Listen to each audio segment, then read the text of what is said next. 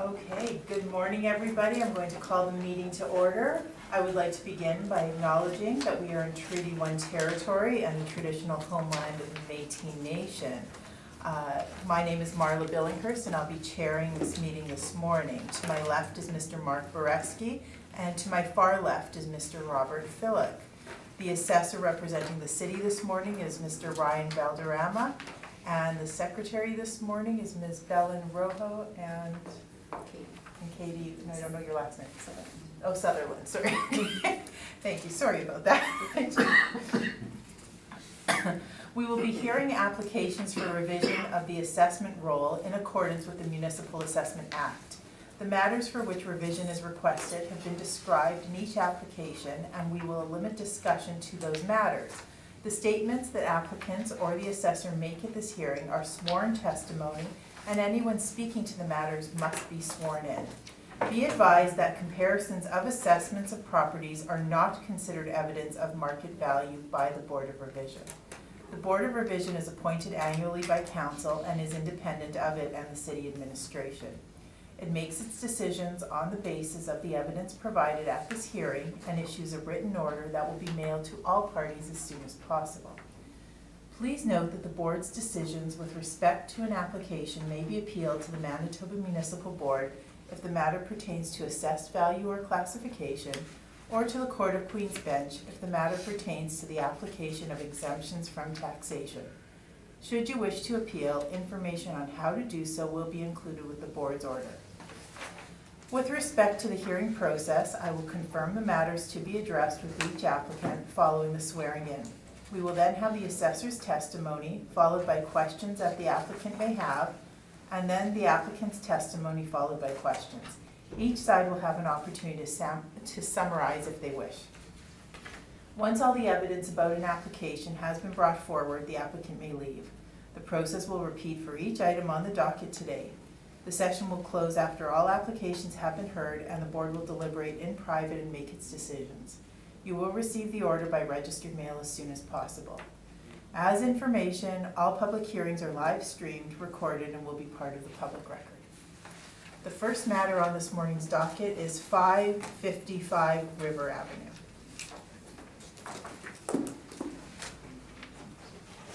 Mr. Assessor, please proceed when you are ready. Please state your name. Ryan Valderrama. Do you swear that the evidence you're about to present is the truth, the whole truth, and nothing but the truth, so help you God? I do.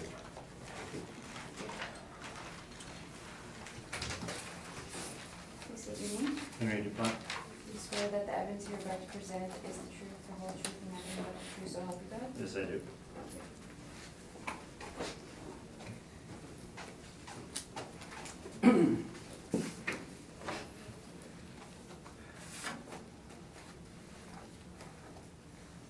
Please proceed. Thank you, Madam Chair. The first property that we're dealing with has a file number of 19-3423 and a roll number of 120-326-09000. It is located at 555 River Avenue, and we're dealing with the roll year of 2020 using reference date of April 1st, 2018. The property is assessed at $20,984,000. It is a or apartments with 2 buildings, 1 premise, 10 stories, and with an actual year built of 1969.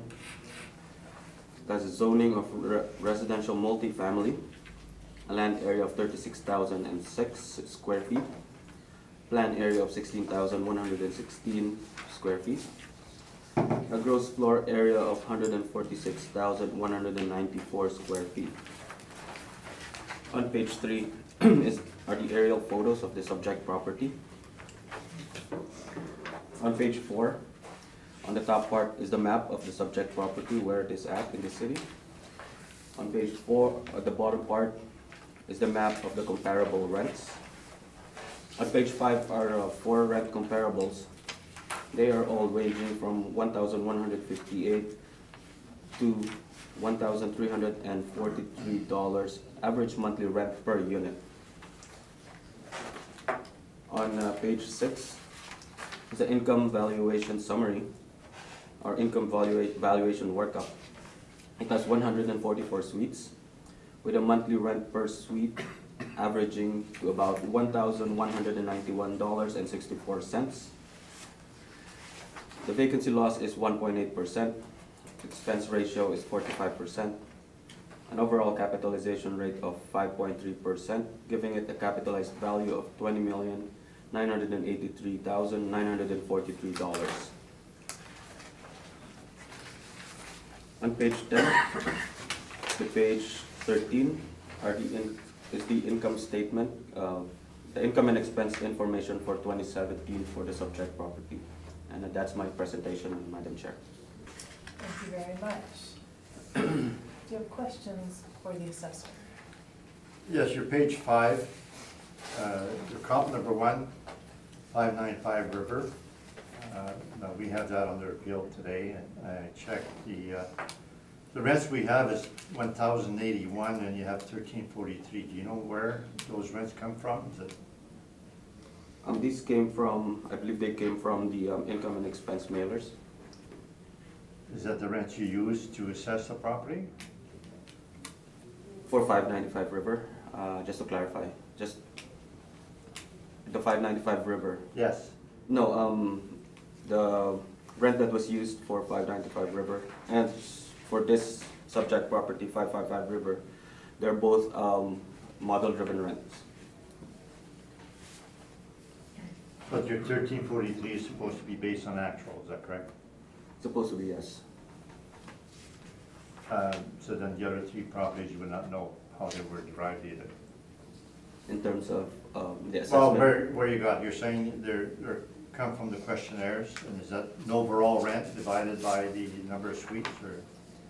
I am not sure about that, but what I'm sure is these are all based on the 2017 income information that we received from these properties, Madam Chair. So basically, these are actuals, average. Okay, these are actuals. Thank you. The cap rate you have for subject is 5.3%. The subject built 1969, is that correct? Yes, sir. It is. It has an actual year built of 1969, correct? On page 8, you have, that's your only cap rate information is a broker's report, is that correct? Yes, that's correct. So on page 8, towards the bottom, you have high rise. The Colliers is 5 to 6, and low rise 5 to 6 also. Near 5.3, would you consider the subject being 1969 being the high end of the Colliers range? 5.3 is closer to 5, based on the Collier's range of multifamily high-rise. Based on our study, it's in between. It's closer to 4 rather than 7.3. Now, would you agree that when you're doing an appraisal or whatever going to a board, we should be using actual comparables rather than a broker's report? What we're using, our methodology uses model-derived parameters, Madam Chair. That's all the questions I have. Thank you, sir. Thank you very much. Mr. Phil? I have no questions. Thank you, sir. Mr. Boreski? The breakdown between suites, there's 108 one-bedrooms, 36 two-bedrooms. What is the average for one-bedrooms and for twos? Do you know?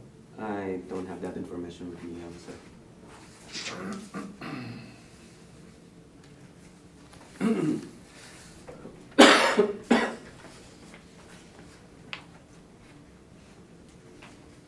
Is parking included in this?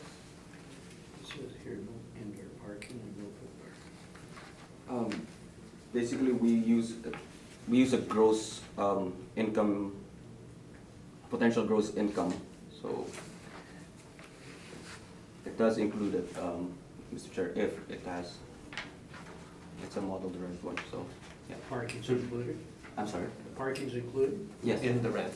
If it has parking, yes. It's gross. Basically, it's all-encompassing potential rent. How much parking is there? Indoor parking, we have it as 0 in our records, but I haven't been to the property, so I'm just gonna base it on the pictures. Could be a few, it's not much. Yeah, there's just a few that I see. On page 3, at the bottom picture, And there is no underground parking?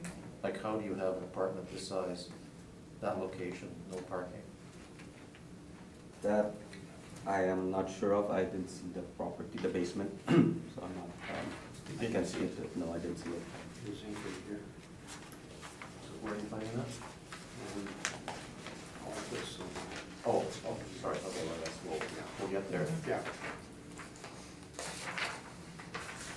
Okay, that's my questions, thank you. Thank you, sir. I have no questions.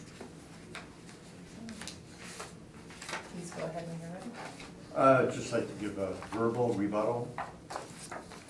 The assessor's comparable number 1, 595 River on page 5. The actual rent for 2017 is $1,081 per suite. If you have the laundry and the parking, it's $1,121 per suite. Which therefore contradicts the $1,843 per suite.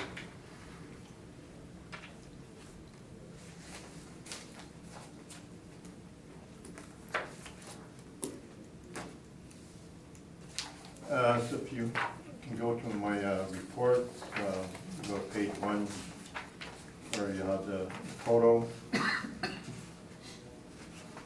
Our value shown there, 16,248,000.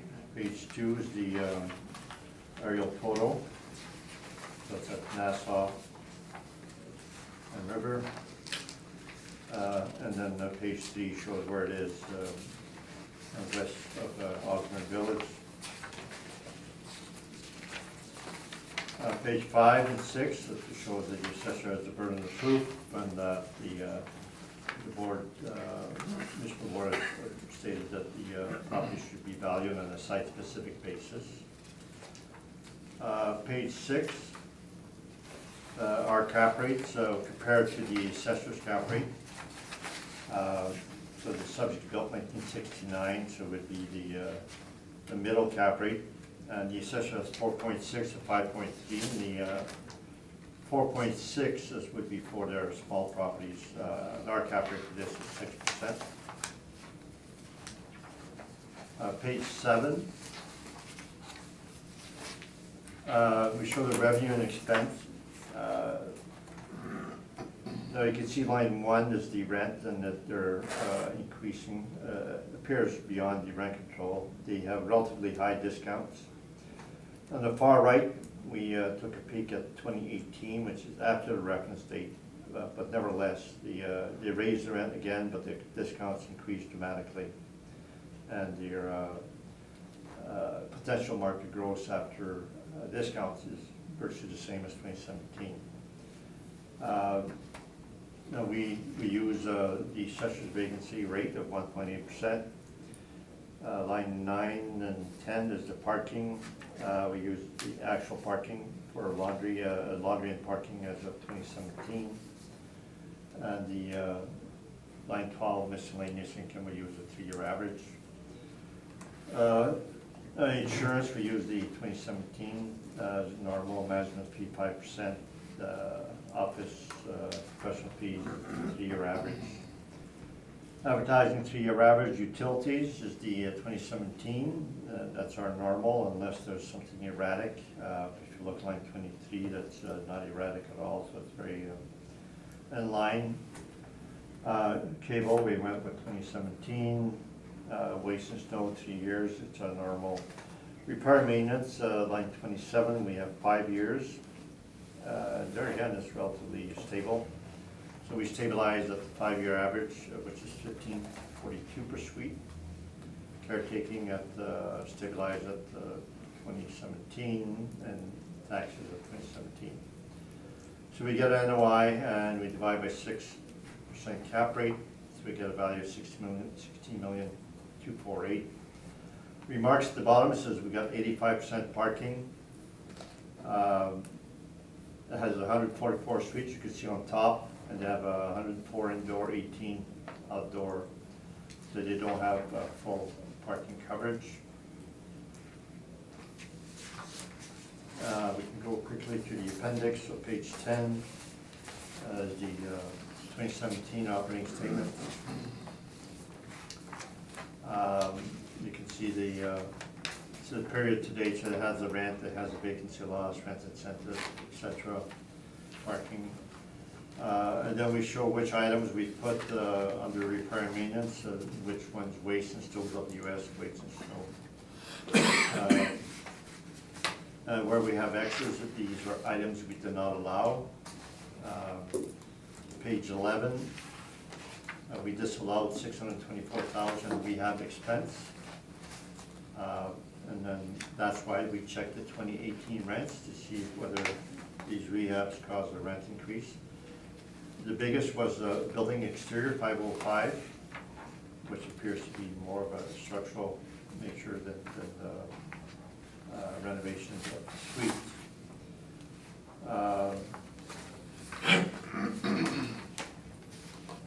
Page 13 is the start of the 2016 statements.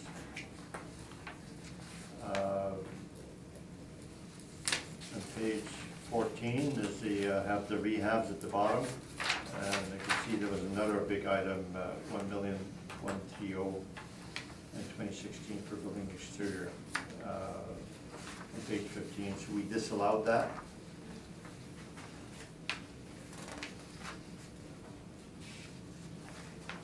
And then the 2015 starts on page 16.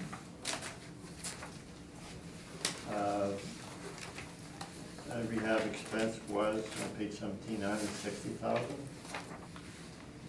Building exterior and windows mainly.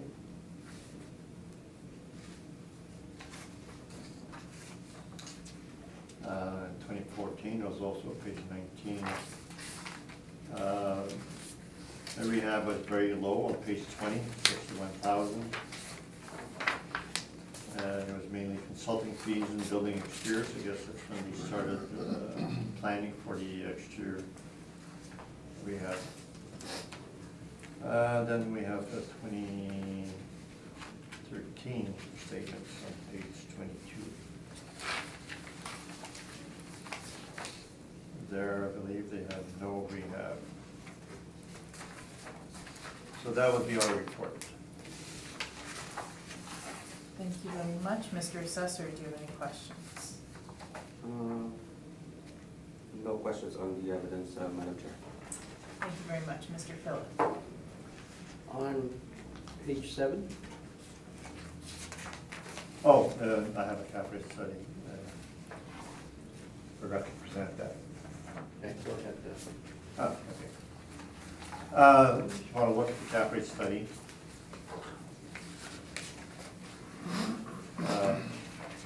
Page 1, it shows, that's part of our report, what we have. The remarks at the bottom, it says, the city appears to break down the cap rate by age, by number of suites, less than or equal to 10 units, and 11 to 19 units, and 20 plus units. And the lowest cap rate is for 10 units or less. We checked about 100 assessments to try to make sense, to see what patterns that the assessor has. So their low cap rates below the 5 are all for the small properties less than 20 units. Page 2, that compares the 22 cap rates for the 2020. In red for 2018, you can see the lowest cap rate was 5% last time. And now they have some in the 4%, mainly because of their low cap rates on small properties. Page 3 is our cap rate comparables.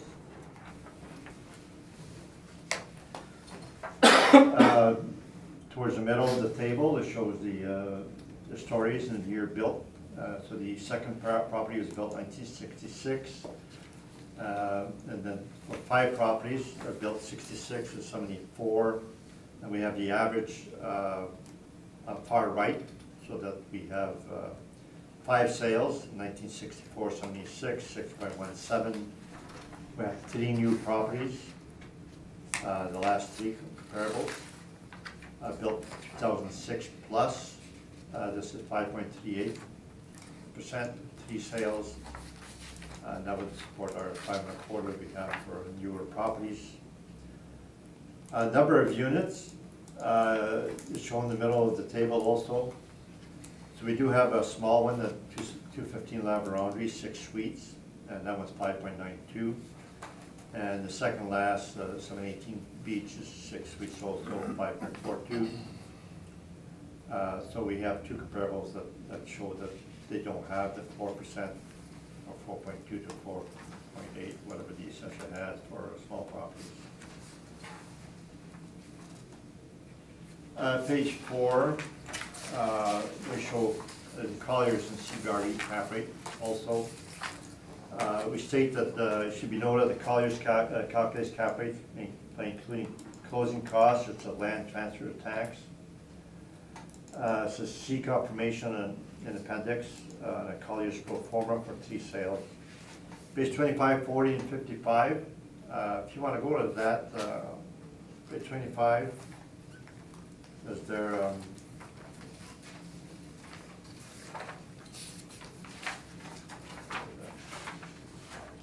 their pro forma for 210 St. Mary's.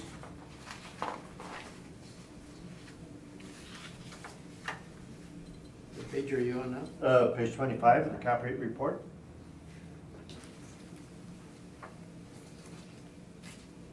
Towards the bottom, Colliers shows how they arrive at their cap rate.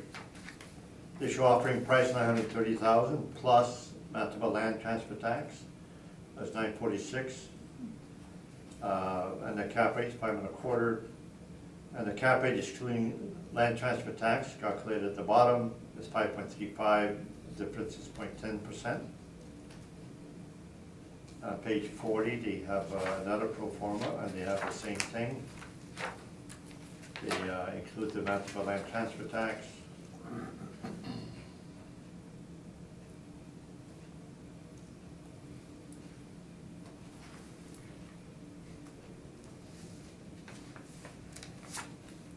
So if you take their projection of their net income, 112,898 divided by the offering price, it would be 5.86,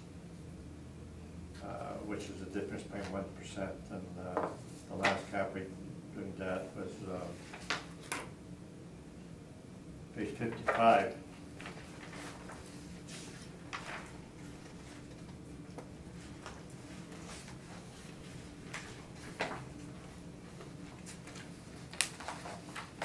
So we have my notes at the bottom again, showing that the difference in the cap rate is 0.11%.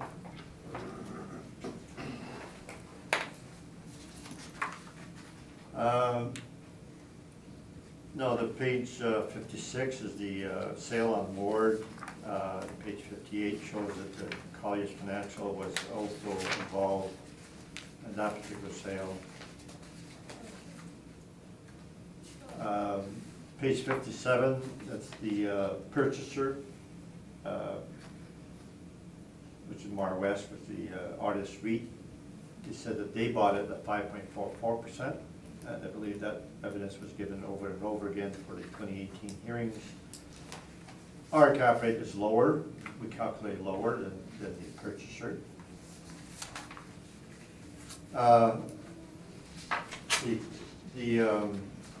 Page 78 is the new property, 100 Southview in Bridgewater, and that was marketed by CBRE.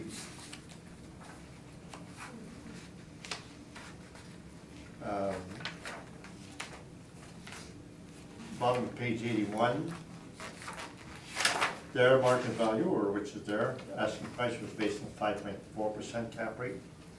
So they're offering a brand new property with 5.4. So they're not out there asking for 4 and then they sell and it ends up being higher. What they're asking is 5.4.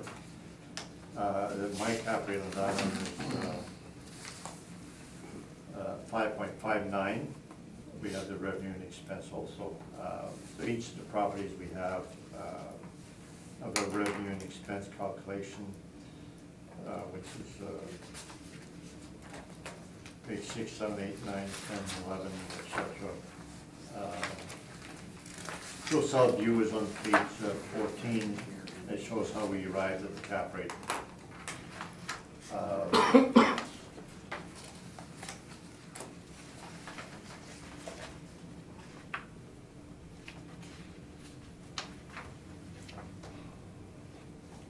So that's my submission on the cap rate and my full submission now. Thank you. Okay, thank you very much. So, Mr. Assessor, do you have any questions? The cap rate study. Yes, I just have some clarification and a possible rebuttal. On the cap rate study, is it correct that there's only 2 properties specifically on page 12 and on page 7 that crossed or at least reached the 1,000 per suite for R&M? All the rest are below 750, I think, or 734. Just a clarification on that, Madam Chair. I stabilize each one on a site-specific basis, so the, first one, 405, and next one, 1,003, 750, 539, 500, 582, 1,072, 734, and last one, 600. And the subject property is stabilized at 1,542 per suite? Yes. R&M? Yeah, Yes, based on 5-year historical, yes. okay. On page 7 again, did I hear it right that the Mar West indicated that they bought the property for 5.44 cap? Is that correct? No, the comparable 333 Ward, one of my cap rate comparable, 333 Ward. one of my comparables. Or page 7, right? 403 St. Anne's or no? Oh, you're looking at the cap rate. Cap it, sorry, I'm jumping from one brief and, sorry. No, Mar West was involved at 333 Ward. Okay, and the one that was mentioned, Marwis said that the property was bought for 5.44 cap. Was it the 403 St. Anne's or 333 Ward? 333 Ward. Oh, 333 Ward. Okay, and just have some, I just have a rebuttal with regard to pictures, possible for the cap rate studies used. I think there's 1, 2, 3, 4, 5, 6, 7, 8 pictures that I have. I just printed 3 copies, and I have some calculations on the cap rate based on the, just basing it on income and expense mailer that were submitted for the properties that are in the cap rate study. I wasn't able to print 6. I'm sorry, Madam Chair, about that. Yeah, I missed. I was in a rush to print that. I thought I pressed 6, but it just spit out 3. Okay. So I'm sorry about I'll that. share with you then. Just I'll just go through the summary, if I may, Madam Chair. Again, as I mentioned, these are just based on the INEs or income and expense mailers that we received for the properties that are in the cap rate studies. The first one is 210 St. Mary's Road. As mentioned, it was sold in February 2018 for $830,000. And it was calculated at a cap rate of 4.12%. Basically using NOI of 2018, INE that was submitted to our department for $34,194. So, and then the next one is 403 St. Anne's Road, mentioned sold in January 2015 for $1.516 million. The cap rate calculated is 5.46. there was a renovation period between sometime in 2013 and 2014, and the cost of renovation was indicated in and around $537,000. For 2015 INE, NOI was $82,850.19. That's what I used for NOI. The next one, 155 Maiton, I don't have that information. We don't have any INE mailers from 2012 to 2017, so I couldn't find anything that I can calculate the cap rate on with regard to that. 512 Balmoral was sold in March 2018 for $1.75 million. I used 15, 16, 17, and 18 mailer, and the NOI is 118,892, and the cap rate that was calculated on this one is 6.79%, which is higher than what's in the cap rate study for the applicant.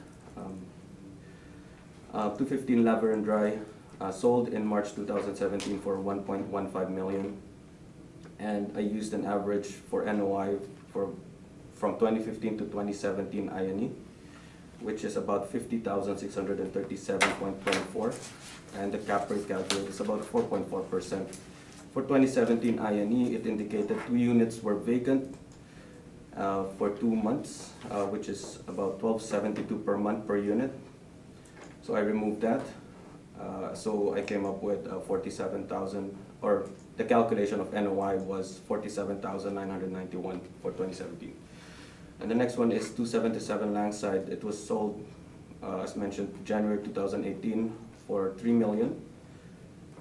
The stabilized NOI that was calculated is about 167,114.75. The INE that was used were from 2016 and 2018, and the cap rate calculated is about 5.57%. The next one is 718 Beach.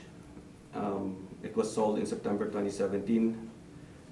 The stabilized NOI based on 15, 16, and 17 INEs was about 58,393.90 cents, and the cap rate calculated is 5.46%. For 100 Southview Crescent, it was sold in October 2015 for $38 million.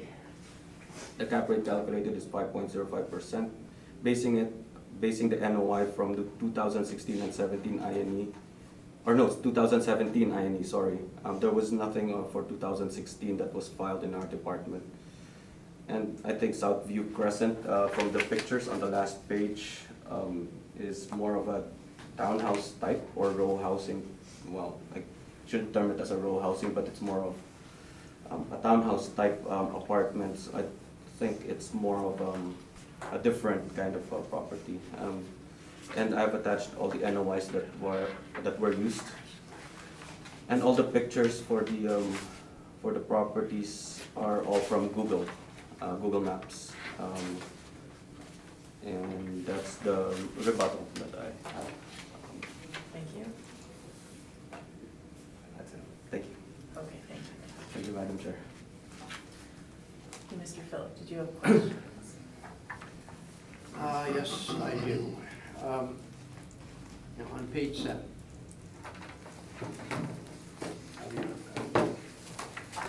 Okay, up to brief.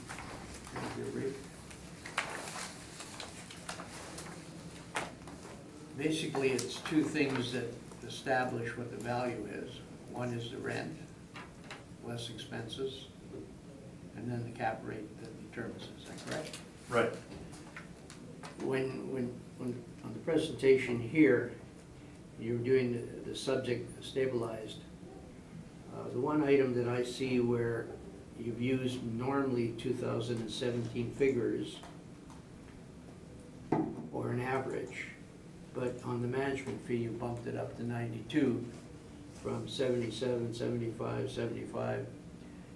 And I was wondering why that all of a sudden went up higher when in effect you're using the same percentages on 17, and in effect, which then in effect reduces the income. Management fee has always been 5%. So, but it's not 5% in any of these others calculated? No, we don't go with actuals, I mean, But I you're believe using, Towers probably owns the property and internal management. We've argued this in municipal board 20 years ago, and the municipal board has said we use 5% no matter what the management is. We had a hearing actually at the municipal board in regards to the leasing commission. The assessor was saying it's mixed with management fee.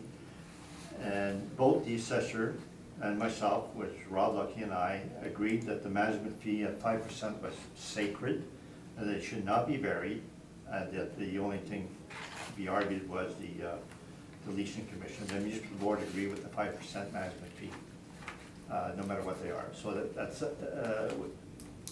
others, we go with the average or the actual. Management fee has always been 5%. Okay, thank you. That's your answer. Fine, Okay, that's it. okay. Mr. Bresky. On the cap rate study, the sales that you've listed are from a variety of locations in the city, variety of types of properties, variety of ages of the properties. None of them right around where the subject is. What was the selection criteria for these sales compared with the subject? And what is the defense for the diversity of these? Well, we're trying to get a cap rate study for all departments to come here to this board, so we wanted to get cap rate for as many age groups as we could. Getting cap rates built after 2006 is very difficult, and we were lucky enough to get 3 of them, so that's the data we have available. And I don't believe that we have other cap rates in the wings, that these were the cap rates I was able to get, that was good enough data to get the cap rate, come up with a cap rate study.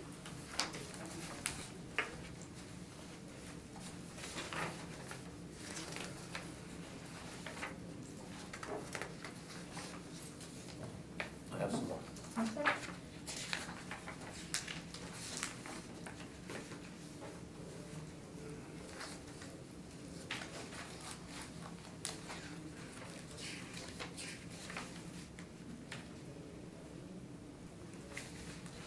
Could you go through the theory, please, for why you are eliminating the rehabilitation expenses in all of the income statements that were provided for the 2014 to 17, 18 years? What is the theory for The theory, backing that out? well, we've had many hearings in municipal board, and one of the issues that the board has stated is that they would not allow an expense that is non-recurring. So one of the major things that has to be a recurring expense, and they gave us an example. If you replace 100% of all your appliances in 1 year, would not be allowing that because 100% is not recurring. You're not going to spend 100% every year. So that on appliances, if you replace them every 10 years, you should maybe have a maximum of 10% per year. If you do a 3-year average, it should be maximum 30%. So it has to be recurring. And also the other part is that capital expenditures that may increase the value should not be allowed because it's the, what they call capital, it enhances the value. So there again, that's not recurring. So we have a judgment call every time. Sometimes we have items that are normally allowed, let's say painting, which is always allowed, but if you're repainting all the streets in 1 year, we would only allow a normalized amount, right? So the capital expenditures also often lead to rent increases. So that somebody, if you renovated in 2017, you can say, well, we should expect the rents to go up to that. That's why we check to see whether the rents did in fact go up, etc. That's the main reason for capital expenditures. being Does, increased. does the, whether the rent went up or not have any bearing on whether you disallow the capital, or whether you always disallow the capital? We would always disallow capital, so that we don't check to see if the rents went up. And sometimes the rent goes up and it went up 5%, which is not as much as the capital expenditures indicate. Sometimes it doesn't go up at all. If they're replacing the roof, they may not raise the rents at all. But we always disallow roof replacement. We would allow roof repairs, little amount of repairs here and there, but we don't allow roof. We don't allow a boiler. Usually don't allow window replacements, because those are done maybe every 20, 50 years even, because it's not a recurring expense. So, but we may allow certain items like a window if they're spending certain small amount every year, and they say, well, this is gonna continue, right? So I think the main thing is recurring. That's what we're trying to do, so that large unusual items is to look at. In the city's brief, they don't have a difference between year built and the year that reflects those capital expenditures. They'll often list on their document that the effective year would be, say, 1980 and the actual 1969, if there had been some substantial capital put into the building. And they will sometimes argue that although that's probably most properly used in the cost approach, even in the income approach, there is some reflection of increased value. Would you argue against that actually none of that, as you've just described, should actually be accounted for here? Here, they're mainly replacing the exterior, so they have problems with the exterior, so that I don't think that enhances the age.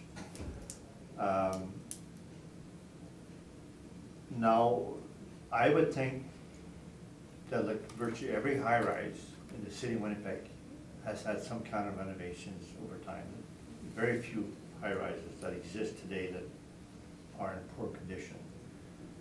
So to say one should have an effective age increased by 20 years, everybody's the same. They all have gone through it. So now a lot of the properties are experiencing some vacancy because of new construction, et cetera.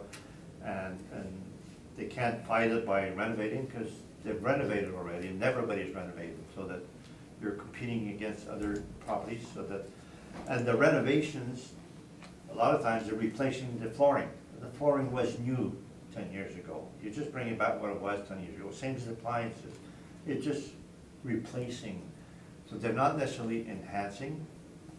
If you had, I guess, laminated countertops and you went to marble, well, that's an enhancement. But if you just replace an old countertop that needed to be replaced. So it's a very difficult thing for this effective age. And I don't like the effective age when the assessor uses them, because they don't show how they arrived them, they don't have any formula, they only select a few. So that's a difficult subject, and as far as I'm concerned, virtually every property, both the newer properties or even the low rises, et cetera, a lot of them have been renovated, but high rises especially, they have to remain competitive, and in order to remain competitive, they have to replace their carpetings and appliances on an ongoing basis. And is it true that if that was not done on an ongoing basis, that would get reflected in the rent? Essentially, the depreciation shows up in the rent. Right. You just can't charge as much. Right. And if they've done an awful lot, then, as you said earlier, the rent would go up. Is that correct? Right, so I always say the repair and maintenance matches the rents, because quite often when you see low rents, you see low repair and maintenance. You know, they have $500 rent, they'll have $500 repair and maintenance, and they have $1,000 rent, they'll have the $1,500 or even $2,000 repair and maintenance. So we've done studies in the past to go to the municipal board, et cetera, for what is a normal repair and maintenance, and there's no such thing, because every time there's a repair and maintenance, we compare the AGIs, and the higher repair and maintenance had the high rents. The two match. So you just can't see an apartment, I know what the rent on that would be, never know. The owners do different levels of renovations, and they test the market with their own rents. So we end up using the actual rents at being its market, because they are for profit and they are testing the market. Could I redirect a question to the assessor? Sure. Mr. DuPont stated that, unless I'm incorrect, their analysis has shown that the lowest cap rates are applied by the city, generally speaking, to the smallest apartments, smallest blocks, smallest numbers of units in the apartments. Are you aware of that? Do you know why that is? I am not sure of that. I haven't seen most of the data in terms of apartments, let alone doing much apartments. And I haven't observed that much yet in my experience, sir. All right, thanks. Okay, thank you. I have no questions at this time. Can I question on this rebuttal? Yes. Okay, so your first page, top of page, 210 St. Mary's is sold February 2018, yet you stabilized with the 2018 NOI, which is after the sale. So somebody buying the property would not know that NOI? I'm sorry? Somebody buying that property in February 2018 would not know the 2018 NOI, is that correct? That's correct. And you stabilize it at the actual high repair maintenance of 2617 per suite, is that correct? Yes, that's correct. Do you not think you should be stabilizing repair and maintenance? Again, as I mentioned earlier, before I started with with the summary, my procedure, or the procedure that was done on this one, is to get the actual NOI, and looking at details wasn't included in the analysis of it. So it's basically straight up whatever NOI is during that year of sale, and whatever's available going back. That's just the procedure that was done, or how it was done. So So none of any- these did you stabilize the repair and maintenance or any of the other items, is that correct? None, that's correct, yes. Would It's you agree straight. the proper way to do it is to stabilize line by line each item? Well, if there are other, as I've mentioned, if there are other years that would be in our records, then I would stabilize it based again on NOI. And of course, looking at some one-offs or some really high. And in this case, I have no comparison of the previous years. So 403 St. Anne's was sold January 2015, and you stabilize with the 2015 NOI, the NOI that occurred after the sale, is that correct? Yes, after the renovation period, yes, that's correct. And when you say 4% including rental costs, would you agree you should not include the rental costs? If that no No, other item it's- should remove? No, it's just when it was calculated, if it was added, but the cap rate that was calculated is 5.46%, based on the sale price and 2015 INE.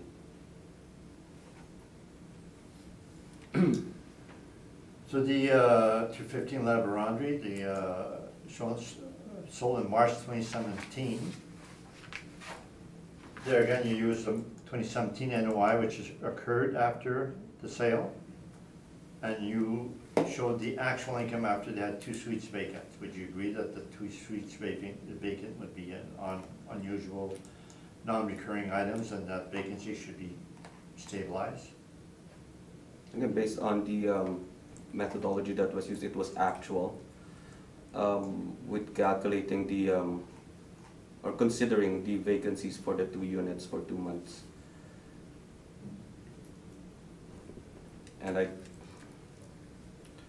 And it's, of course, it's a non-recurring, however, it always happens in the apartment where there could be a vacant unit or 2, or whatever percentage in the actual.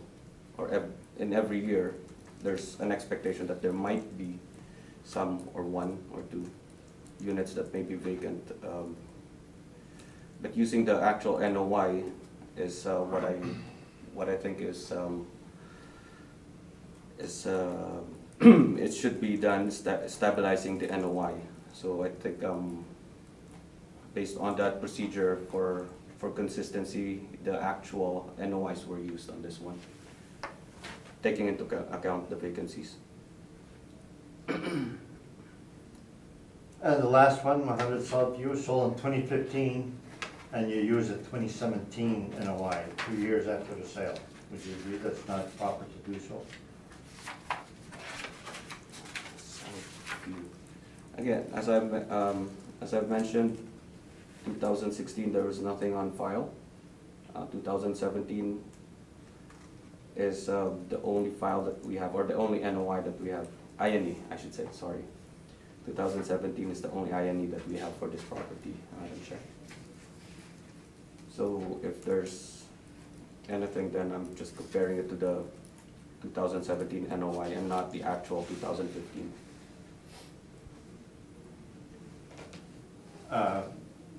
What would you agree that in order to get the proper cap rate, you should be stabilizing the income known at the time of sale?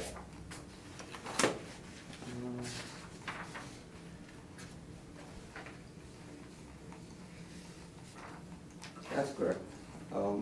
If I go back to the cap rate study that was submitted by the applicant, Madam Chair, it's also pro forma for 2016.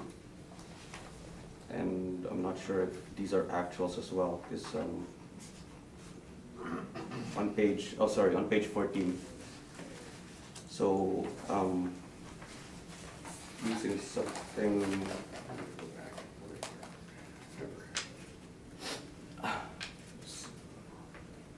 So if I use the actuals for 2017, and that's because that's the only INE that we have on file, Madam Chair. And other than that, it would be best if we have an income and expense information going back to 2015 or even 2014 or 13. And It's that's still the- 2014 though.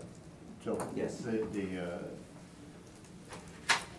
2014 plus the 2015 would probably have a rent-up period, et cetera, so that the historical on this one did not exist. Couldn't say if it doesn't exist. However, going back to our files again, I only found 2017. Maybe I could dig in some more, Madam Chair. However, 2017 is the only one I have. Okay, thank you. Thank you.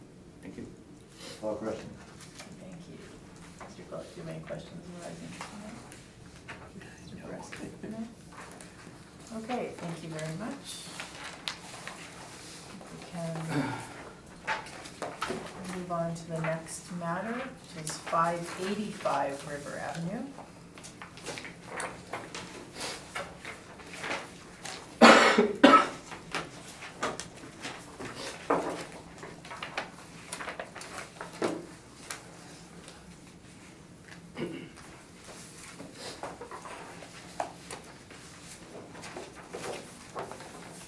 Mr. Assessor, please proceed when ready. Thank you, Madam Chair. The next property has a file number of 19-2272. It has a roll number of 120-326-11000. It's located at 585 River Avenue. We're dealing with the roll year of 2020 using reference date of April 1st, 2018. The property is assessed at $12,342,000. It is a res app or apartments. It has 2 buildings, 11 stories, and an actual year built of 1979.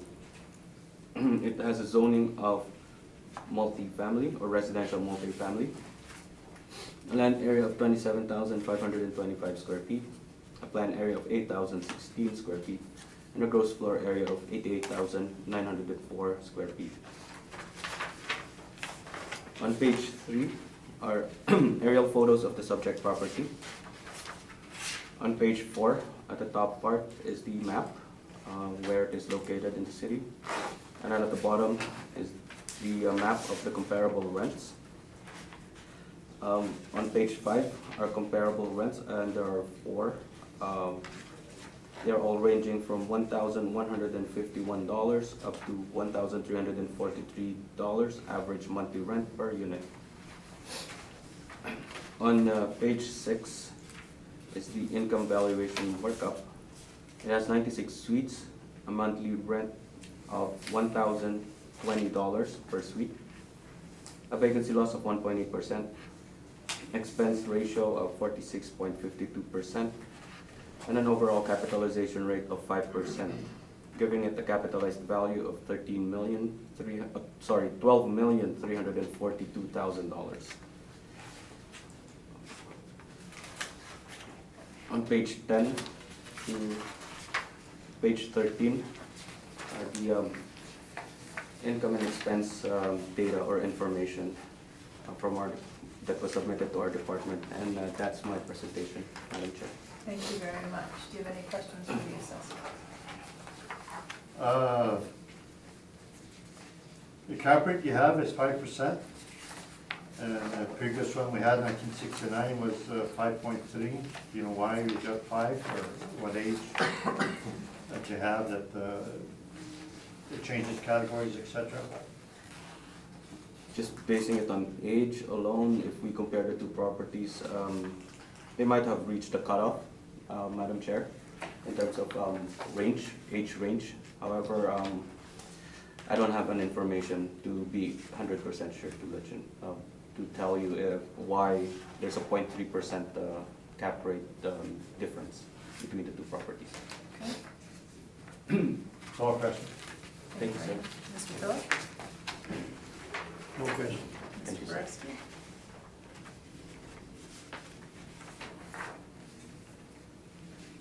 No questions at this point. Thank you, sir. Okay, thank you very much. Please go ahead with your presentation. Yes, page 1 shows the photo, assessor's assessment or value.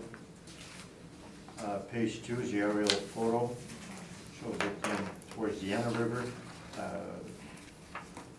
where the changes to Wellington Crescent.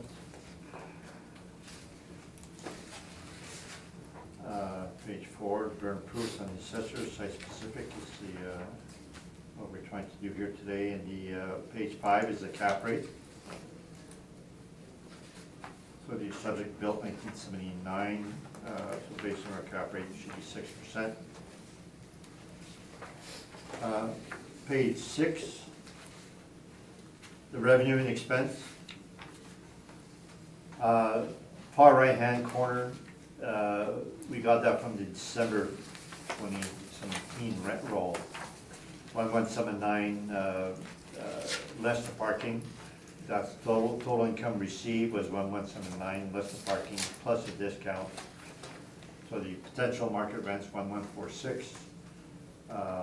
That rent roll is at the end of is page 18, where we have the rent roll for each and every suite, and it came to 1179 after discount and well, including discount and parking. So line 1, we stabilized at 1146, and they had shown as potential as 1119s. We're slightly higher because we're going with the year-end rent roll, and we used the actual discounts that they had, and then we apply 120%, which is the same as the assessor. And then we had laundry and parking and miscellaneous income. The miscellaneous is at the 2-year average. Shows 2015 is part year.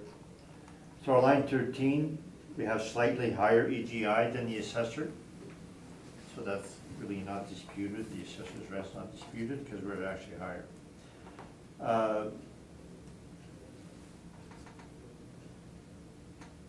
Sussex took over management from Wind Park in February 2015. Wind Park Dorchester had their offices in there. So then they moved and they had to spend money to reconvert those offices back to apartments. So they had some building permits for that.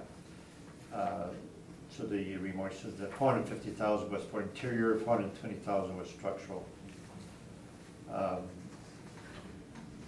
So to stabilize expenses, 14, insurance. So we normally go actuals for insurance and utilities and taxes and caretaker. This reflects the current rates that there is in the market for those items. That's our default, but if there's something unusual or erratic, if the insurance double or something like that, we would check it out to stabilize, perhaps other than that, but the default is 2017 for those items. Items that can vary quite a bit, like professional fees or sundry, we normally take averages. Now the office, line 17, they had very high sundry, 54,000, and then it went up to 55, and we used a lower one, which works against us by using a lower one. We believe the high 2016 was likely due in part to the requirements for renovations or changing the suite, so they probably had some professional fees in there, et cetera, to make it high. So advertising, we went to the 2-year average that we had. Actual utilities, actual cable, the cable went down, but it reflects what they were doing in 2017. Waste and snow was a 2-year average. Repair and maintenance, we used the 3-year average, which is 1551. The rents they have on top is shown, there's 994, which is about 1,000 per suite, which is relatively high. You don't get 1,000 per suite unless you are keeping your property quite well under your current maintenance. We use the actual caretaker and the actual taxes. So our NOI is slightly lower than the assessor, 589,000 versus the assessor 617. We stabilize our cap rate at 6%, so we get a value of 9,820. We can go quickly through the appendix. Page 10 is the assessment statement for 2017. We see where this next, we disallow what we call prepaid in the income. The repair maintenance, we categorize the garbage and refuse separately. We disallow the professional fees of 12,554. I usually get professional fees for structural, but if you have professional fees for the normal legal and audit, it would be allowed, but in this case, it's shown under repair maintenance, we disallowed it. Page 11, we disallowed the roof repairs, it's only 9,900. Certainly not a replacement, but we disallowed it. We disallowed the window and door repair, 7,000, which is not much. We could have allowed it on the small end, but we did not allow it. And actually, we don't allow mortgage interest. Then we have the other caretaker. They have a miscellaneous interior and miscellaneous painting and decorating. Those are wages they pay for repair and maintenance, so we put that under repair and maintenance. Page 13 is a 2016 statement. Now you can see appliances, page 13. Appliance purchase is allowed, but if they're replacing too many in a year, we have to stabilize, very normal. We use 50%. Now, it's 96 suites. We got costs to replace appliances and flooring from some of our clients, and I believe the flooring is about 4,000 per suite. If it will last 10 years, you should be stabilizing at 400 per suite maximum. For appliances, I believe it was like 250 per suite. So the what we allowed, 45,000. I had to divide by 96, divide by 100, 450 per suite. And we allowed only half that, so we allowed 225. which is more in line with a normal recurring. Page 11, there again, flooring, 44,000, which is 448 per suite about, which is almost 100 suite.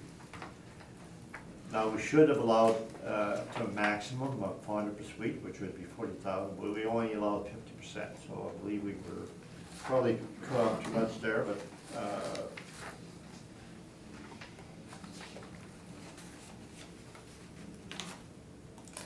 and so that's the appendix, so that's my report, so thank you. Thank you very much. Mr. Assessor, do you have questions? No questions, Madam Chair. Mr. Phillip? No questions. Mr. Burrowski? Do you mind just running through the theory of, maybe I could have asked you this in the last property, but the theory behind backing the parking out of the income, and what are the discounts and why is that backed out? Oh, the discounts are, the discounts that they show on page 10. Rent discount, 18,033. Those are incentives? Are the incentives? Right, so that if you look on the rent roll, starting page 16.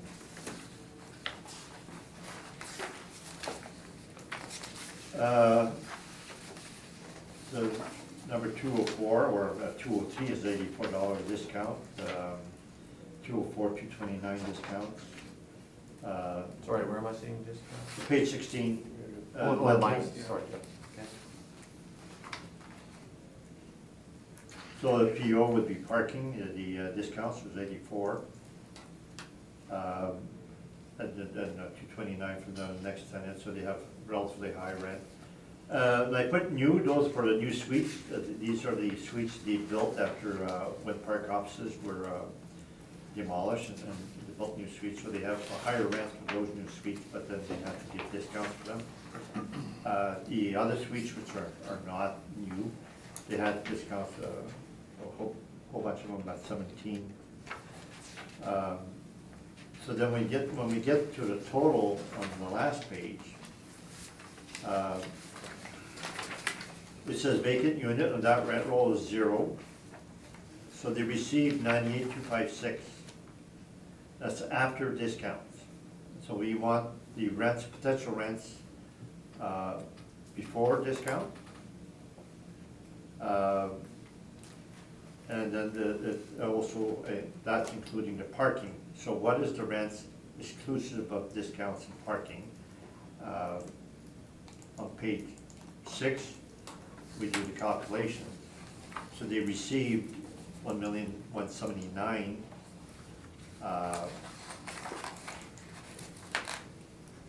Including parking, and the parking that they had, line 10, they received 50,000 parking. So that 1179 including parking, so we must deduct parking. And it also was after discount, when you want the rents before discount. So we added the 18,065, but then we took it off at line 2. So that 1146 is the rents, potential rents, before discounts and parking.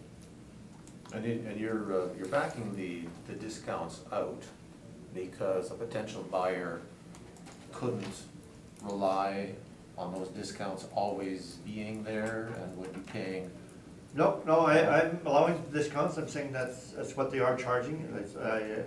The line 1, I'm trying to get potential rents, gross rents, before discounts. You see, I deducted discounts, actual discount, 2017 was 18, and I deduct 18. So for calculating a potential rent, the 1146 is the potential rent before the discount. And then I disallow that, or not disallow, I deduct it. So you're using the 1146 because that's after the discounts. Right, so it's to show, I'm using the December 2017 rents instead of the overall 2017. And if you look at line 13, we're 1187, and the actual 2017 is 1189. So we're very close to what they got. Part of that is that we stabilized the miscellaneous income, the 3 years, and 2017 had a high amount 19, and we stabilized the vacancy, so that in the end, we're recognizing their actual discounts. Is there a norm for amount of discount that you can, generally speaking, count on? Absolutely none. Okay. Some have no discounts, some have tons of discounts. You see discounts quite often now, because when they raise their rents beyond the rent control, quite often they're saying, well, we got approval for 1,000, but the market's not paying 1,000, so they give discounts. So that whatever the discount is there, that's what we allow, because they're not receiving the high rents, the face rents, they're not receiving that, they're receiving the after discount rent. So it varies all over the place. Are those discounts for the term of the lease, or is it just when you first started and then canceled after that? Most leases are 1 year, so it would be for 1 year. At the end of 1 year, they'll see if the market can absorb some more, and they will likely continue some kind of discounts. And so depending on some financial statements, you'll see, I think the previous one, they had a bunch of discounts every year, and then they raise the rents and increase the discounts. So it's normal in the industry, so that they're not receiving those rents, we have to use potential market gross rents after discounts. So, Just to follow up, we have here 1,179,072, right, on the far right, on page 6. What figure, what line? 1,179,072 under the rents. line 1. Line 1, far right. In the margin. Oh, okay, yeah, all right, yeah, that's from the rent roll, yeah. Okay. Is that taken from here, The last page of my appendix, yeah. the last page? Yeah, it's a December 2017 rent roll.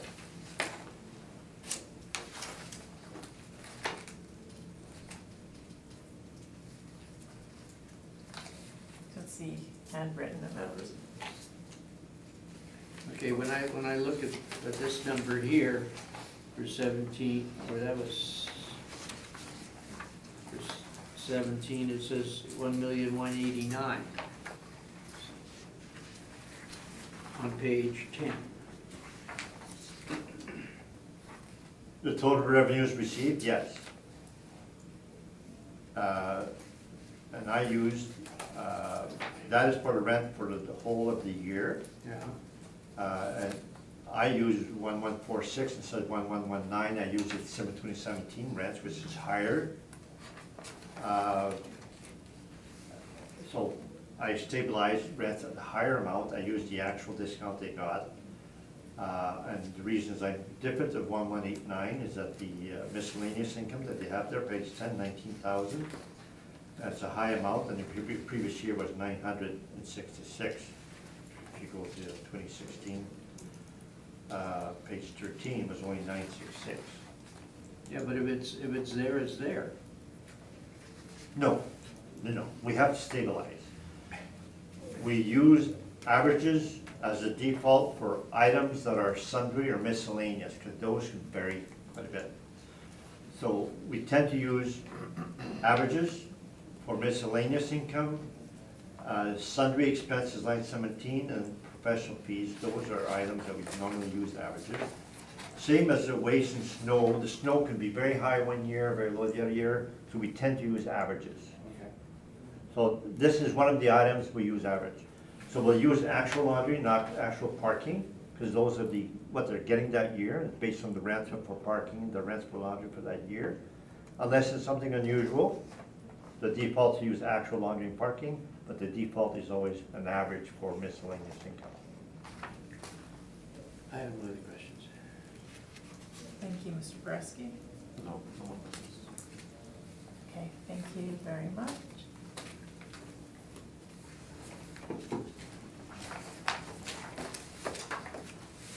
The next matter on the docket is 595 River Avenue.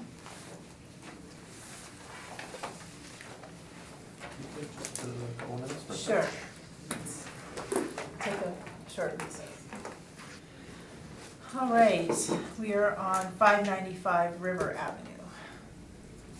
Please proceed. Thank you, Madam Chair.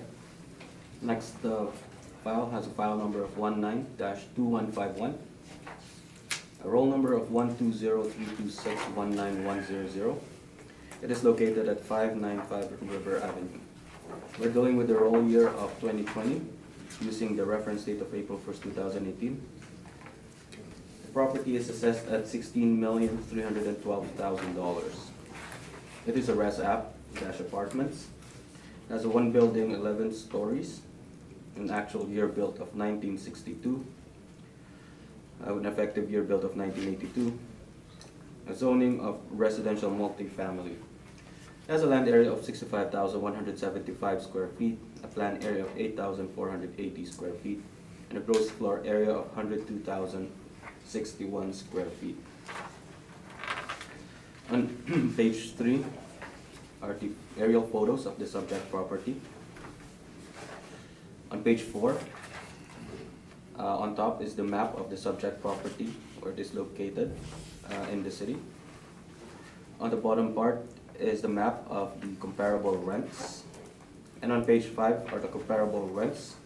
They're all ranging from $1,151 up to $1,259, average monthly rent per unit. On page 6 is the income valuation summary, or income valuation workup. The subject property has 110 suites, a monthly rent per suite of $1,176.52, which is an average. It has a vacancy loss of 1.8%, expense ratio of 46.52%, and an overall capitalization rate of 5%, giving it a capitalized value of $16,311,960.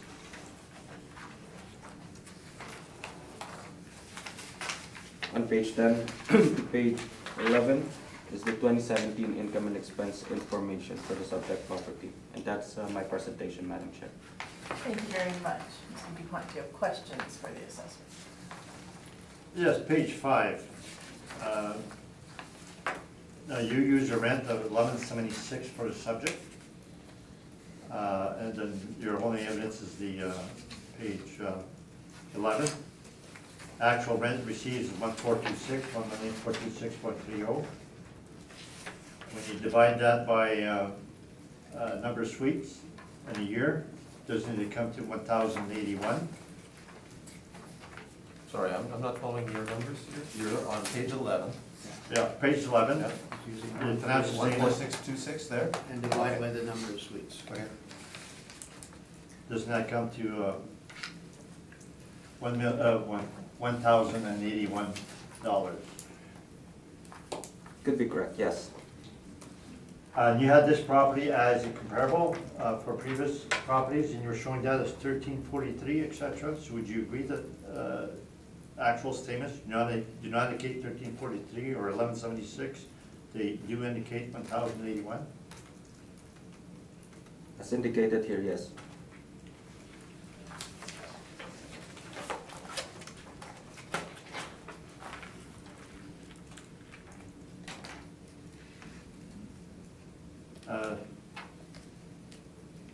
Now, you use 7 and 11 Evergreen quite often in your comparables. Would you agree that those some of the nicest properties in the Osborne Village area?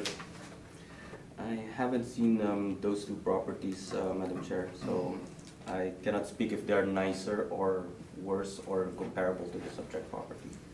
Do you have indoor pool? Do you write that down anywhere or take that into consideration? Evergreen Place? Yeah. Okay.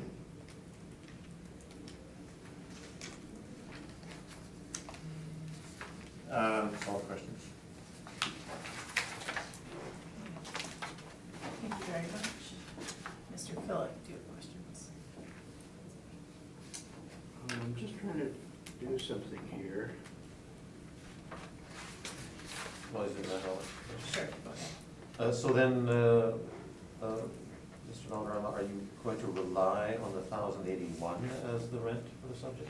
I'm trying to calculate that, sir, just, if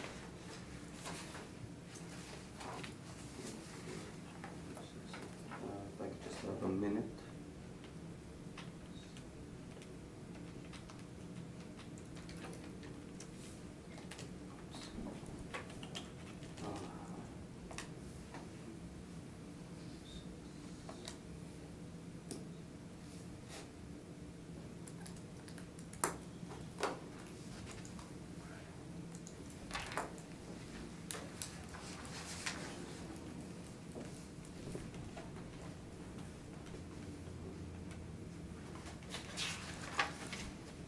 I'm sorry, sir, how can you repeat the question? Are you now going to rely on the 1,081 as the rent instead of 1,176? Actually, when I calculated the gross, including the vacancies, 1,426,430 plus the parking and laundry and miscellaneous, it comes to 1120 and 85 cents. On average, average gross rent per unit. And then our 1176.52 monthly rent per suite is a model-driven average rent per suite. I'm sorry, what is the model? 1176.52. Yes, sir. No, page 11, the 1,353,000 divided by number of suites, would be less than 1081. Didn't you quote something more? 1,353,000 you used? Or which Yeah. starting number? Where are you? Instead of 1,081, you quoted another figure. I just want to know what that figure is and how you arrived at it. 1120.85 rounded. 11, Rounded to nearest cent. And what is the 1120? How did you get that? 1,426,430 plus parking and laundry and miscellaneous. Oh, before vacancies. Before vacancy, yes, that's Okay. correct. So it's gross. Yes, sir. Okay, Mr. Philip, questions? Go back to page 6 of yours, Yes, sir. unless my calculator is wrong. If you multiply 1176.52 times 110, does not come to 1,553,000.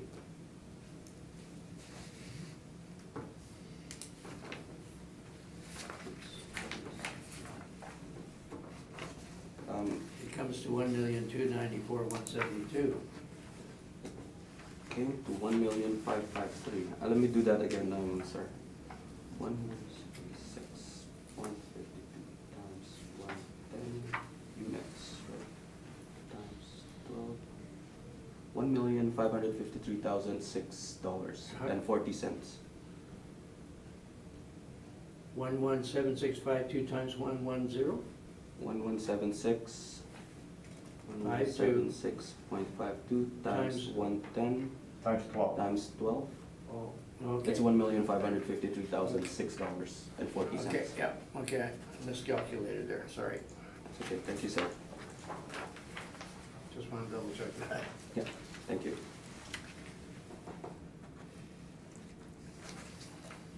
Mr. Philip, did you have any further questions?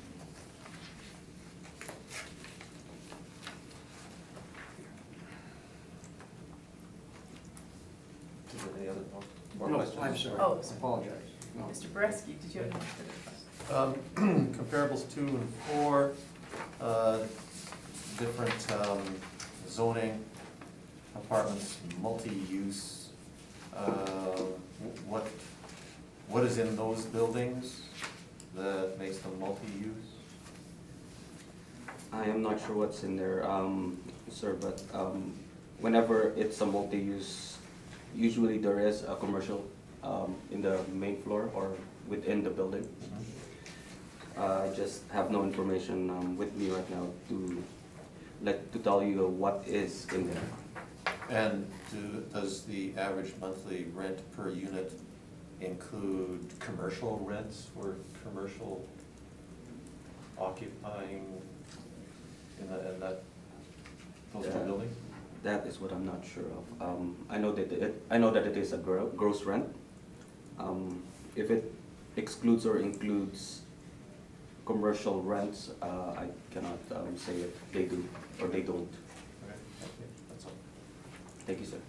Can I redirect on that? Yes. Page 6, you have an apartment valuation model. It comes to a value of 16,312,000. Page 7, you have a commercial valuation model coming to 16,312,000. Would you agree that page 7 is totally in error? It's a commercial model applied to an apartment? I'm sorry, commercial? They're both apartment. So this is, the page 7 is just a summary, and there's more detail on page 6. They're both the same. No, your remarks at the bottom, the estimated potential rent is net of all expenses to the owner, including cost of management, isn't that totally wrong? Potential rent does not include all expenses net. That's- Commercial rents would be net rents versus gross rents, but this is an apartment. Yes, I believe that's for commercial, so I'm not sure.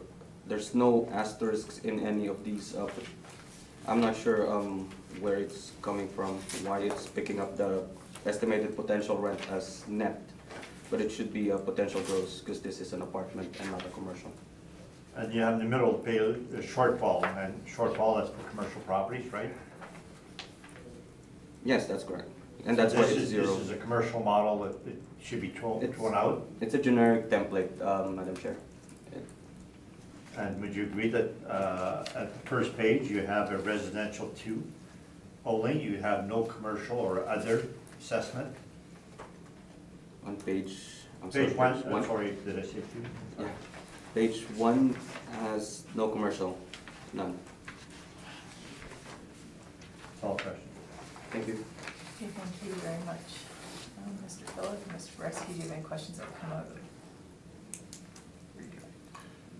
Well, it has left me confused as to how the estimated market value of 16,312 was calculated. Are you saying that this was not a commercial model that you have used? Commercial meaning retail or office or industrial. Right. Or, Yeah. This is, it looks like a generic template for income valuation summaries for different types of commercial properties. And there's no shortfall, so it's zero.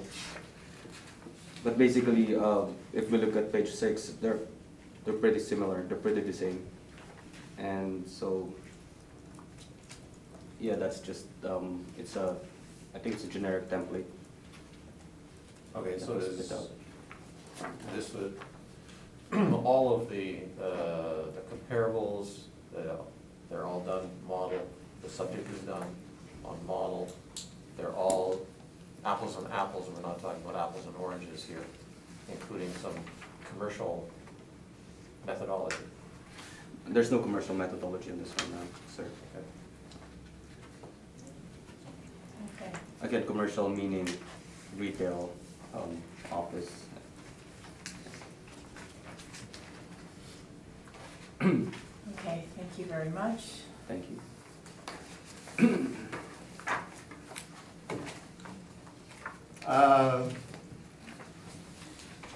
Yeah, you can flip on the photos and that, you see on your own, I believe we went through that before. Page 7. Financial statements are from Phoenix Enterprise or Globe General Agencies. And they show all their required maintenance. For this particular client, we get general ledgers.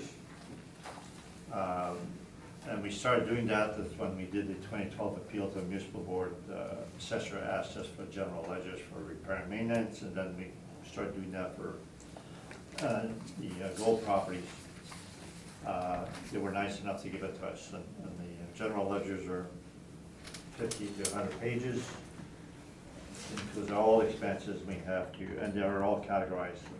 So what we did is we took the repair maintenance from general ledgers, We show 5 years, we show a 5-year average, we show what we stabilized, we show what it was per suite, and what we used to stabilize.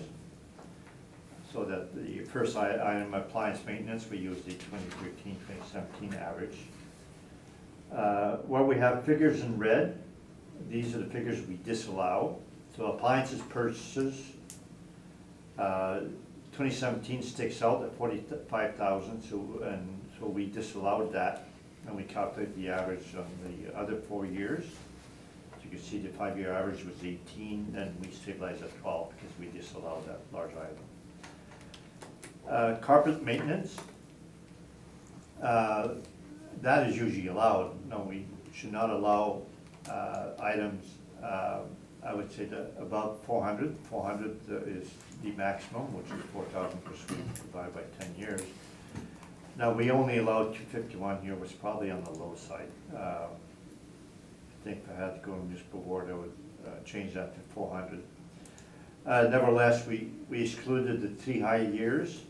We stabilized only the 2 lower years, and we stabilized at 27,585 on the carpet, which is 251 per suite, which is on the low side. Drapery maintenance, we disallowed, even though we should allow something. They had none for 2 years. I guess we're saying it's non-recurring, therefore we allowed nothing. Electrical maintenance, naturally we should allow electrical maintenance, but 1 high year stands out, 2015, we disallowed that. And fire control, elevator maintenance, we disallowed the 2 high years. General building, we disallowed 2 high years. And then we use only 20% of that, so that, of course, we should be allowing for general maintenance of a building, but we have no details. We disallowed the 2 high years. So we took 2013, 2017 average times 20%, which is only 29,000 versus 4-year average, 5-year average 148. That's 269 per suite. So when you're looking maybe a maximum of 400 per suite for carpet maintenance at the general building, I have no statistics to see what that is, but we dropped it down dramatically. Same as heating maintenance, we disallowed the 3 high years. Painting that's an allowed expense, but we had some really high years, so we disallowed 3 years. And we went to 2 lower years. 27,000 stabilized instead of 42,000 average. Pest control, that's an allowed expense, but we disallowed the 2 high years. And then blue, we disallowed those major repairs. Whatever that is, we disallow. A suite rehab, on top of the page, we disallow those, so that they're stabilized, you see they're blacked out. And refuse and snow, we don't disallow that as an expense, but we categorize that separately. So then we stabilize each individual item, we come to 199,690, which is 1815 per suite. Which is what you used on the next sheet. Was that? Which is what you used on the next sheet. That's right, line 27. So for both properties, we go through a major exercise to stabilize the repair maintenance.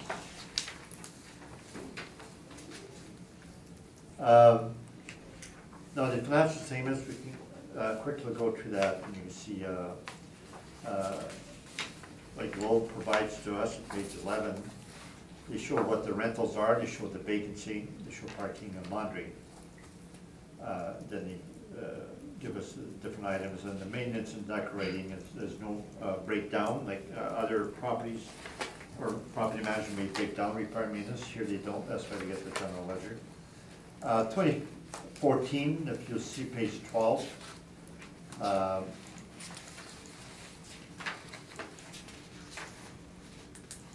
it's 1227059, that's what's missing, my line 1 on the page 8. 1227059.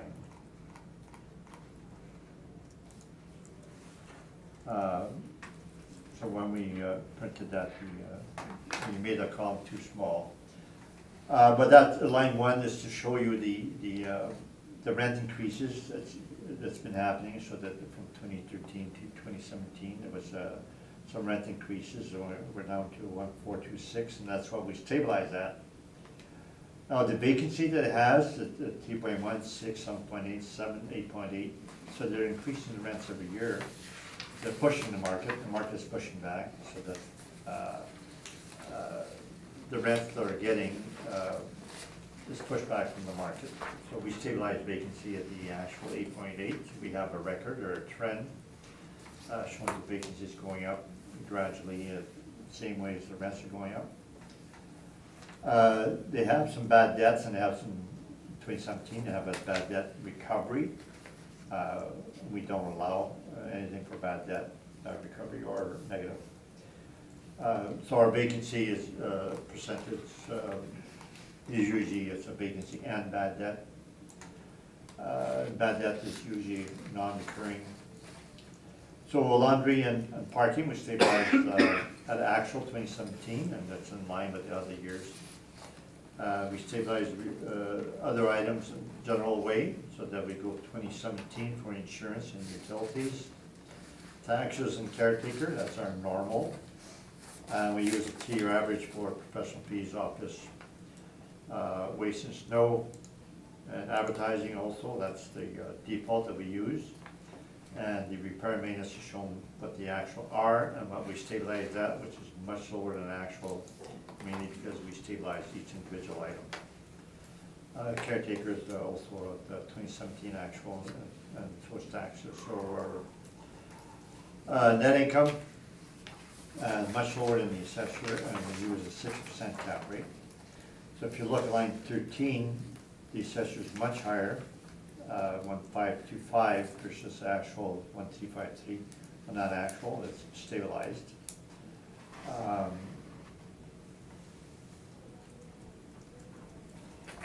We're slightly lower than the actual 2017 because there's a bad debt recovery of 9532, and we disallow that. So the difference between actual and what we stabilize is the bad debt recovery. And then I guess that's my report. Thank you. Thank you, Mr. Assessor. Do you have questions? No questions for now, Madam Chair. Mr. Phillips? No, I don't have any questions. I was just doing some calculations, but I don't have any questions. Okay. Thank you, Mr. Brusky. Well, you're relying on the same cap rate study that we've gone over Yes, previously. Bill. 1962, the assessors got it, 1982 effective age. If it would make a difference in cap rate, we could argue the effective age, but it does not. So I believe it's the effective age is unproven. And the rents are 1,081. So there would likely have been some renovations. I believe there was some renovations over time, and they raised the rents. Like you can see from 2013 to 2017, they did raise the rents by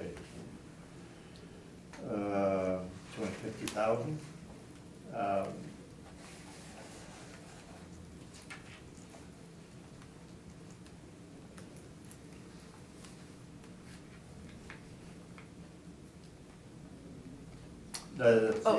Jen, Sorry. You left us I thought there was hanging more there, coming, yeah. I went silent, I'm fine. Over. Battery ran out. Okay, last question would be, the 1815 per suite for repair and maintenance, is that relatively high? No, I've stabilized a lot of apartments over the 2,000 to 2,500. For this property, especially those that have rents over 1,000 per suite, they have to maintain those rents, the repair and maintenance in order to get those rents. When a property is renting $500-600, and they have $500-600 in repair and maintenance, we'll say fine, that's what we have. But those rents would be supported with the stabilized repair and maintenance 1815. Okay, thank you. Okay, I have no questions. Okay.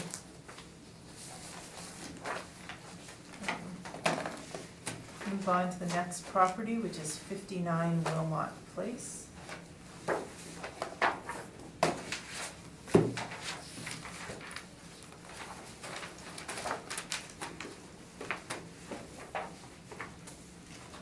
Mr. Assessor, please proceed when you're ready. Thank you, Madam Chair. The next property has a file number of 19-3201. Has a roll number of 120-326-14100. It's located at 59 Wilmot Place. We're dealing with the roll year of 2020 using reference date of April 1st, 2018. The property is assessed at $14,531,000. Has 3 buildings, 6 stories, 1 to 6 stories. Actual year built of 1962. And zoning of residential multifamily. Land area of 45,621 square feet. It also has a plan area of 15,672 square feet and a gross floor area of 83,045 square feet. On page 3 are the aerial photos of the subject property. And on page 4, on top is the map of the subject property where it is in the city. At the bottom of page 4 is the map for the comparable rents. And on page 5 are the comparable rents. They are all ranging from $1,151 up to $1,343 average monthly rent per unit. On page 6 is the income valuation workup. The subject property has 83 suites with a monthly rent per suite of $1,285.86. Has a vacancy loss of 1.8%, expense ratio of 42.23%, and an overall capitalization rate of 5%, giving it a capitalized value of $14,531,040. On page 10 to page 14 is the 2017 income and expense information for the subject property. And that's my presentation, Madam Chair. Thank you very much, Mr. Dupont. Do you have questions for the assessor?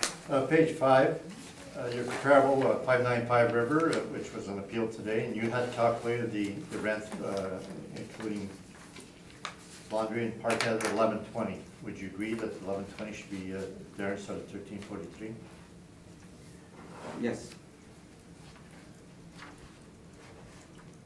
Then the other 2 comparables, 3 and 4, are $11.51 and $11.58, and the first one $11.20, and the subject you have at $12.86. So you would agree that it's $150 to almost $200 higher than 3 of your comparables? Yes, that's correct. Now, the suite mix for this subject, it has 13 bachelors, none of the comparables have bachelors. Is that correct? And your number 2 comparable is quite heavy on 2 bedrooms. 2/3 of the suites are 2 bedrooms, so that would indicate 1259 should be lower due to the suite mix. That's correct. So your comparables don't support the your rent, but would you agree the subject is renovated? I'm not sure if it was renovated, Madam Chair. But just basing it on effective year built, there is an effective year built tapped into it. So I would say it was renovated. I don't know if you did answer your question. So would you agree that all 4 comparables would indicate lower rents than what you're using? Oh, yes, that's correct. All questions? Thank you very Thank you. much. Mr. Phillip?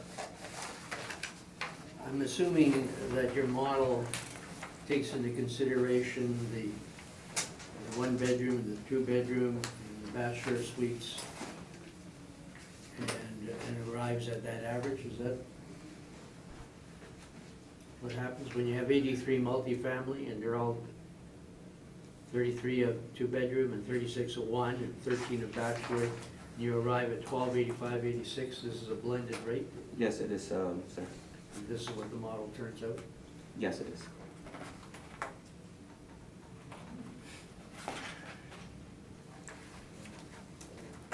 You don't have a breakdown of what each segment. No, I don't, sir. And how do you arrive at the percentage of 4223? Again, that's a model-driven expense ratio, sir.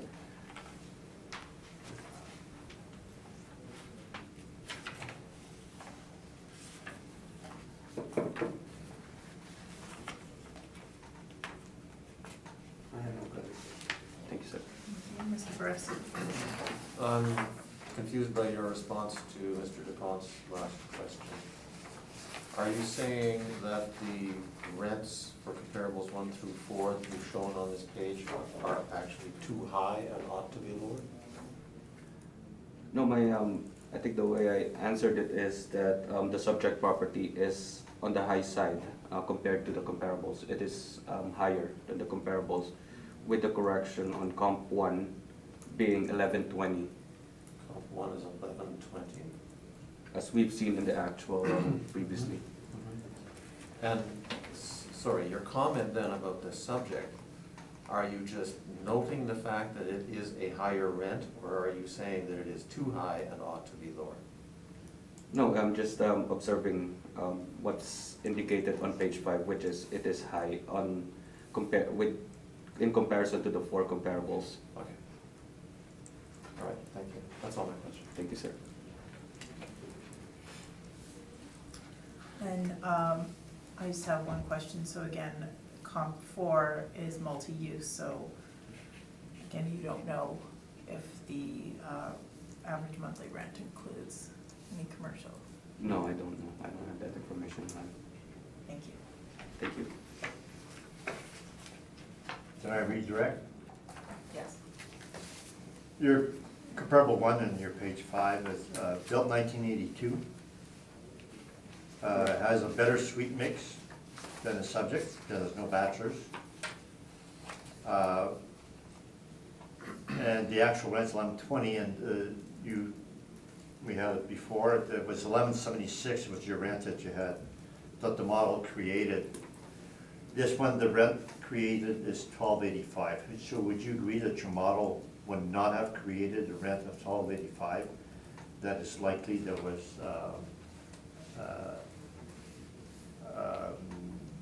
what do you call it, when you varied the model, is that it was that you actually varied the model, you went off the model for the subject?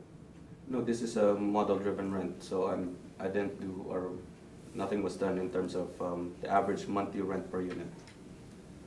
I believe in the past, some assessors have testified that a lot of the rents that they put on properties were based on financials. They looked at financials and they would take total rents and change the model so that a lot of apartments that were assessed did not have actual model rents. Model rents is the start, and then the assessors will adjust the individual ones as they go along. They'll look at the actual rents. Would you agree with that? That there's a lot of that going on? I'm not sure the severity of it or if it's actually happening, but I would just say that this one is a model-driven rent. That's all that I know, and that's all the information I have. How do you know whether it was modified or original model rent? Again, I'm not sure how that is happening. I'm not sure. I don't know. I can't ascertain that, or I don't even know if it's happening or not. That's all questions. Thank you. Mr. Phillip? Staying on page 5, Yes, sir. just doing some accounting here. Yes, sir. I Go mean, ahead. I take comp 3, comparable to the subject, Oh, so okay? Okay. And we have a breakdown of 40 one-bedroom, 50 two-bedroom, opposed to 36 and 33. But we also have bachelor units, which you get less rent for a bachelor unit Yes, that's than correct. you would get for a 1 or a 2, right? That's correct. And yet, when we have no bachelor units in comp 3, our average rent by the model comes to $11.51. Whereas here, and we have number of units that are pretty close. And here you have 1285.86, which should come down because you end up having some bachelor units. So I'm just wondering how do we get this model of 1285 when I see 1151, which pertains to 1 bedroom and 2 bedrooms. So there should be a reduction based on 13 units of a bachelor. Well, I'm just looking at the 4 comparables and where they are all located. If we look at on page 4, at the bottom part, comp 3 is way far closer to Donald Street, Mayfair Place. And it's right here, and the subject property is right here, closer to 1 and 2. And I'm just not, yeah, in terms of how they are located and in terms of the mix, the market seems to give something or give a premium on location as well. Just basing it on that, but I'm not too sure how the model derived 1286. It's a model driven rent. Okay, thank you. Thank you, sir. All right. Mr. Dupont?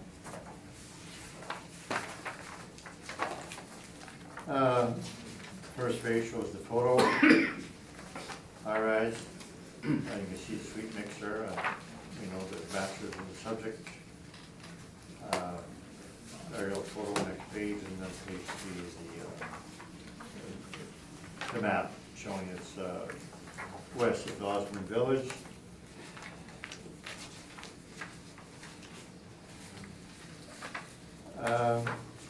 We can go to the financials, maybe for the page 11 is the start of the data. So 2017 shows the questionnaires that it has. Page 13, it says the rent's incorrect. See the email. The page 14 is the correction. I copied 2017 year end total income plus vacancy plus bad debt, and the total's 2248. I do not see, and I see I wrote 1306, and that was an error. So they're saying it should be 1248. Page 16, page 15 is at 2016 revenue and expense. And then page 19 is the last page where for 2016, which is 2015, had the potential rent rate 38. Page 7 of our report.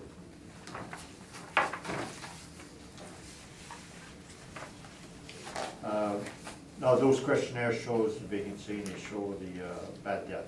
I don't know whether I should go through that again, but they have high bad debt on page 11.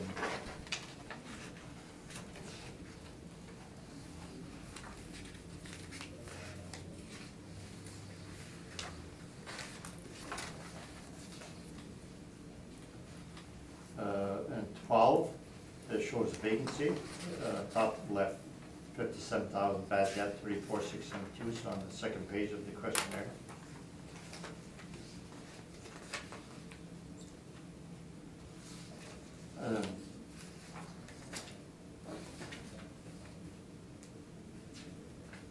And then the page 16 will be the 2016 vacancy and bad debt.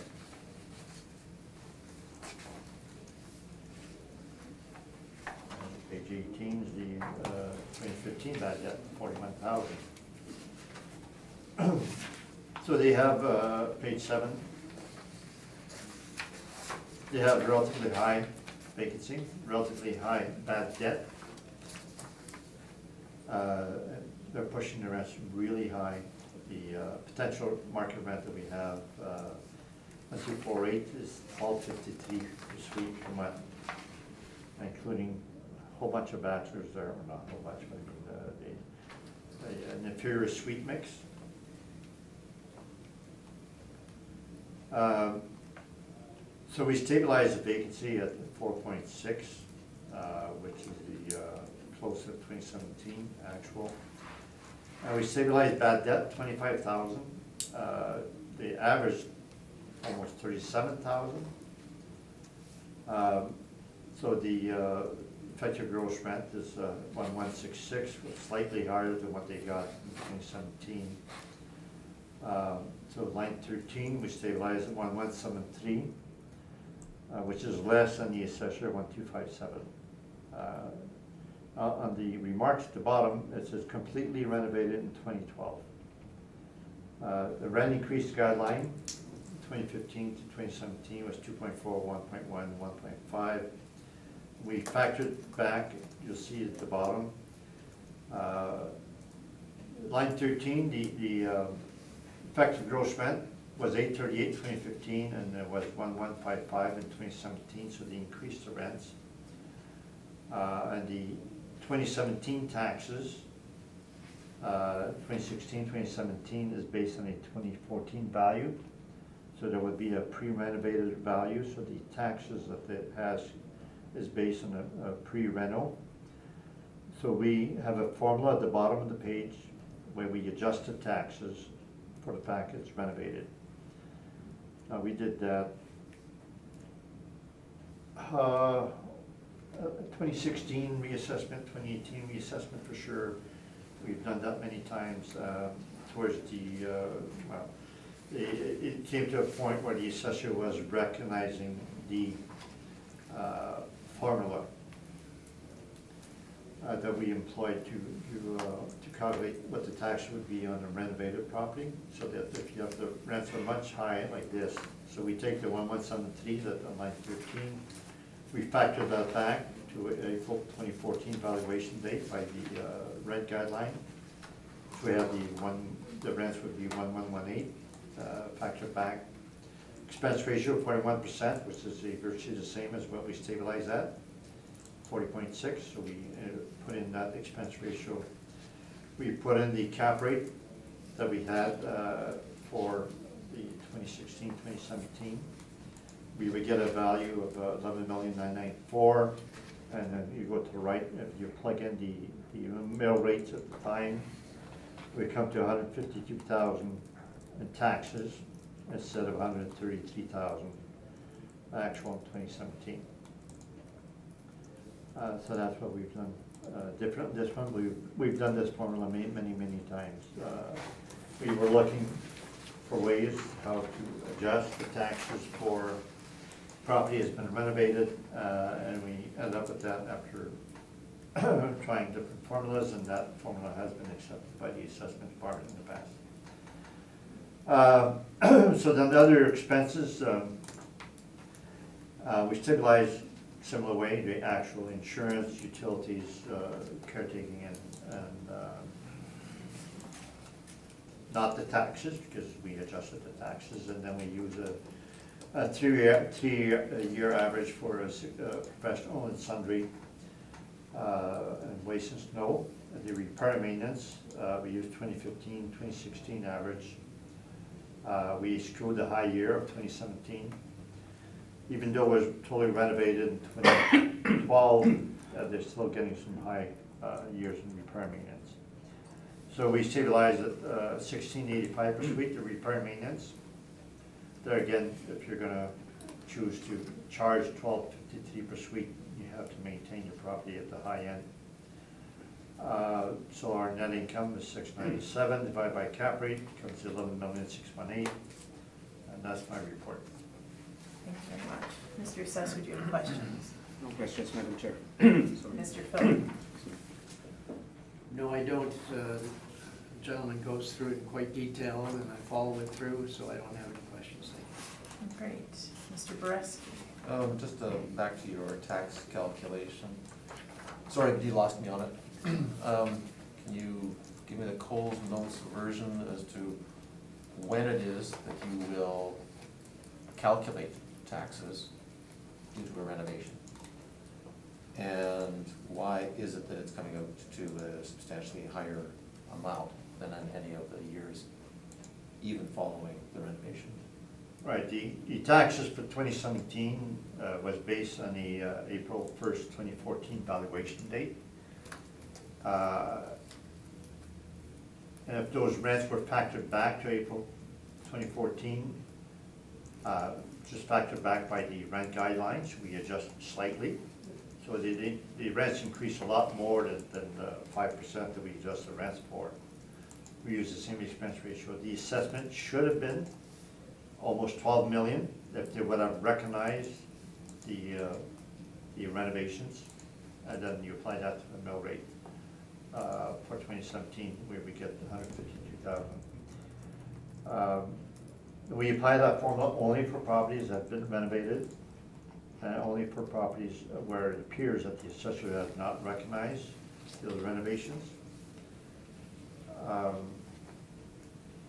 I do a rough calculation, so when I come to a value, I'll multiply that value by 1.4, 1.5%, and if the taxes are not at that level, we say, well, it's low taxes.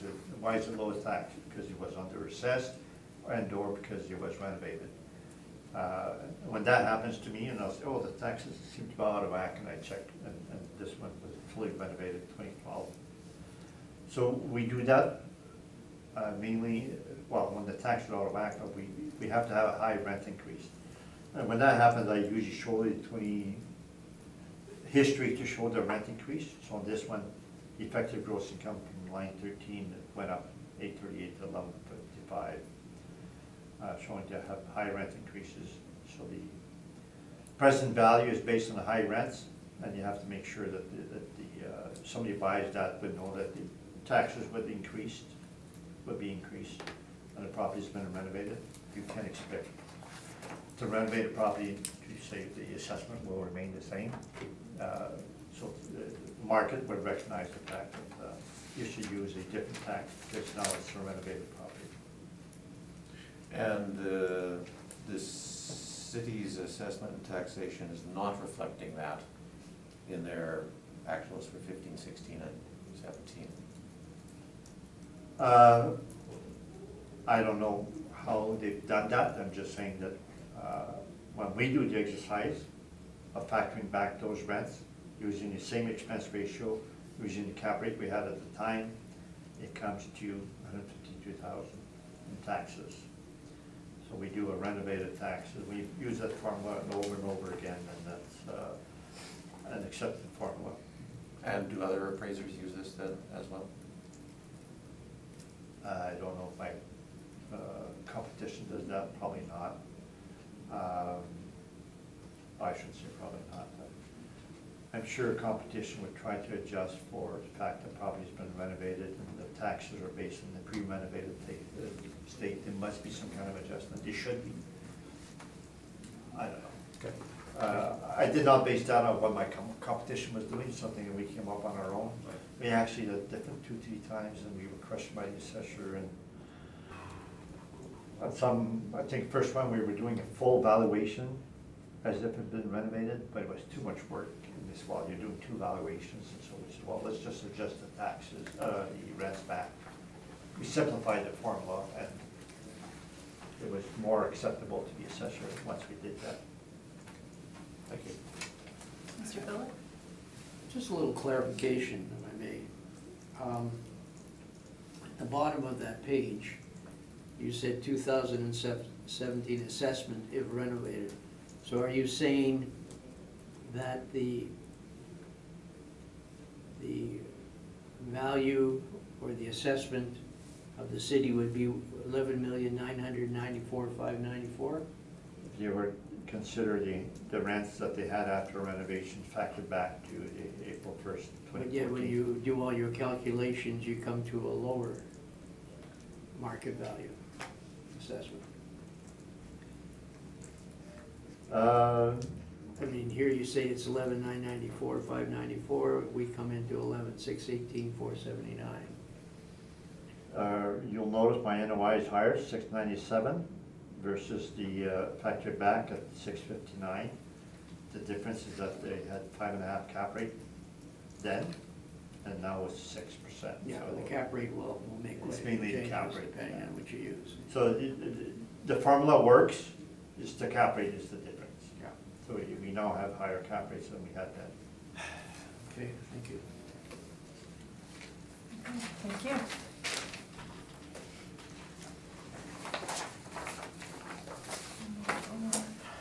Okay, the next matter is 270 Roslyn Road.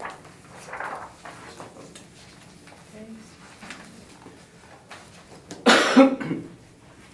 Mr. Boreski is recusing himself from this property. Can I have a copy, please? You take it.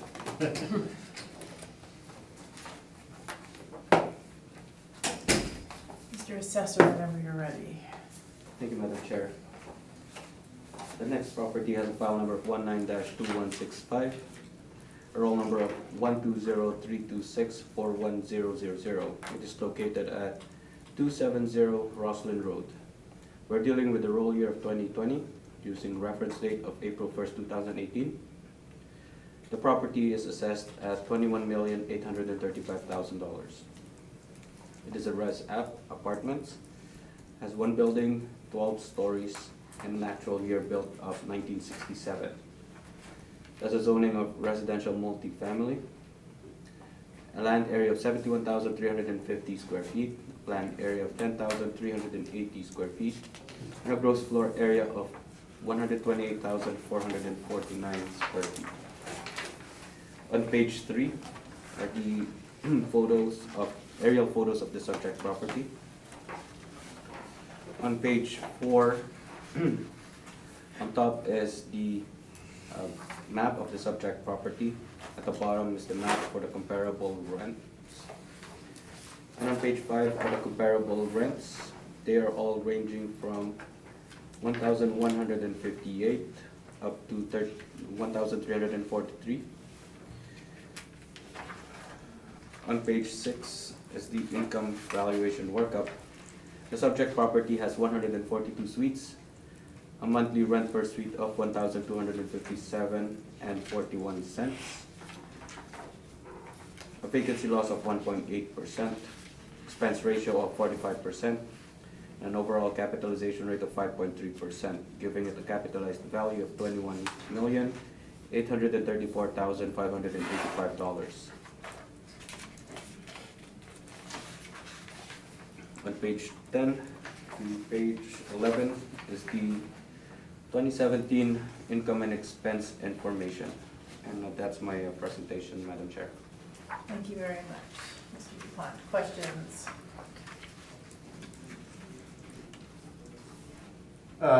Page 3 shows aerial photos and shows a bunch of condos in the back, which are excluded from this assessment, is that correct? I believe so, yes.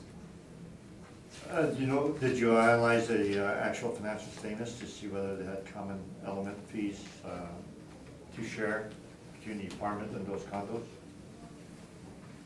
None at the moment, no, I didn't.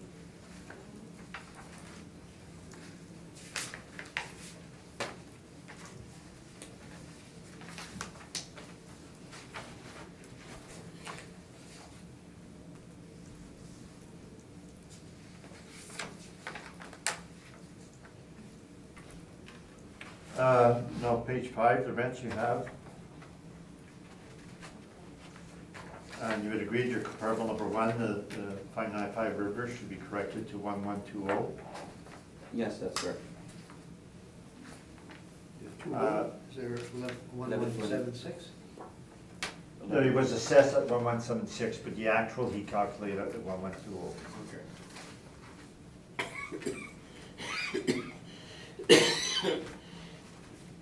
Excuse me. Okay.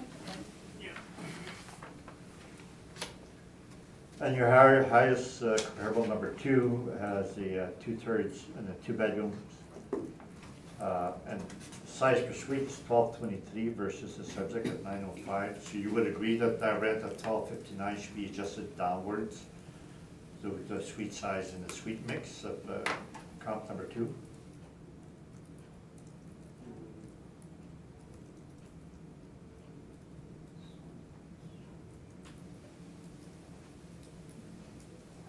Column number 2 has way less number of units compared to the subject property. And does that make it more valuable, less valuable, or what's your point? And then it has bigger floor area per suite. Well, it has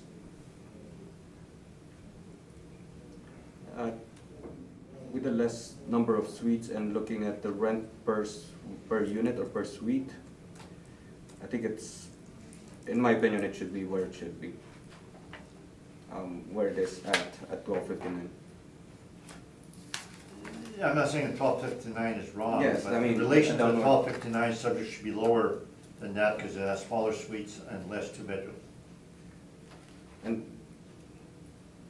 the comparable 2 has less units, so But 1259. everything's per suite, so the number of units doesn't matter because you're doing everything per suite. More two bedrooms? Yes, and it has more 2 bedrooms. Again, 1259 is, I'm not gonna put a downward, if I would do the analysis on this, I'm not gonna put a downward adjustment on 1259. That's just me. That's my opinion. So excluding comp number 2, the other 2 comparables are 1120, 1158, 1186. Would you agree that 1257 for a subject is too high in relation to those comparables? It is high compared to those 3 comparables, yes. Based on those numbers. All questions. Thank you. Mr. Bullock? I was gonna say something about comp 1 that had to be changed, and I was gonna talk about the same thing, so Okay, I do not have any further questions on that either, so please proceed with your presentation. So page 1, total, and our value versus the assessor. May I make one comment, if I may? I'm not telling you how you should do your situation or not, but when we're going down through every line of expense, I was just wondering if we concentrate on the ones that are most important than one that is $1,000 or $1,300. Right, yeah. And because I appreciate the detail that you go through, but sometimes you can see for yourself, but I don't know, I Right. apologize if you, I'm No, not telling you what you can do, what you can't do, but.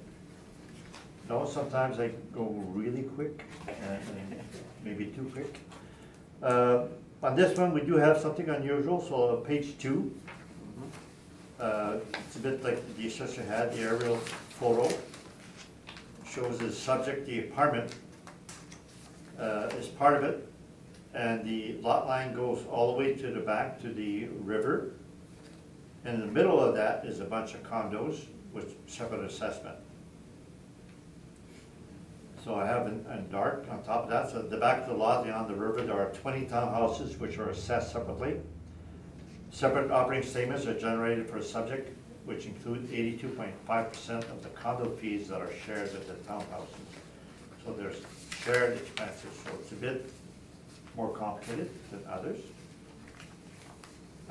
Page 3 shows the map there again.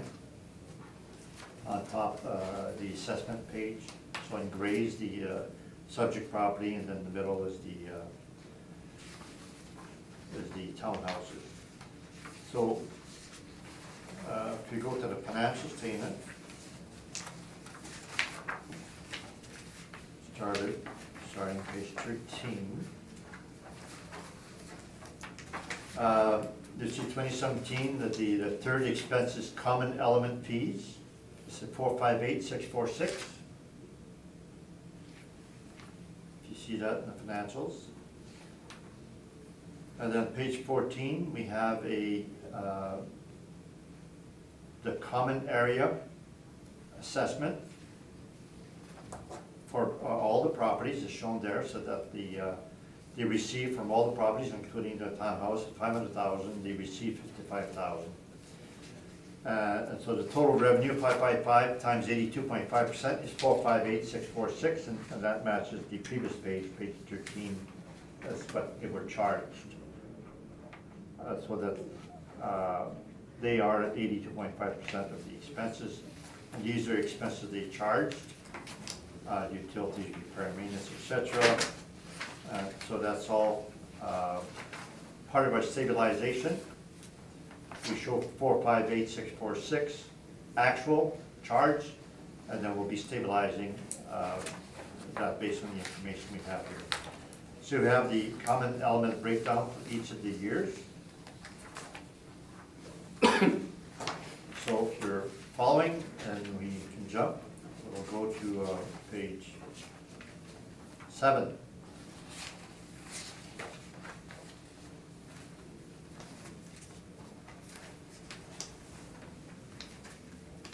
So the top of the page, we have the common element charges. We have the gas, hydro, water, min, etc. We have the between 15, 16, 17. We show what the 82.5% share for each one of those are.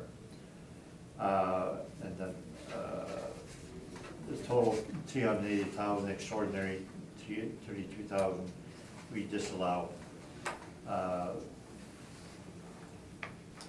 So then you'll see the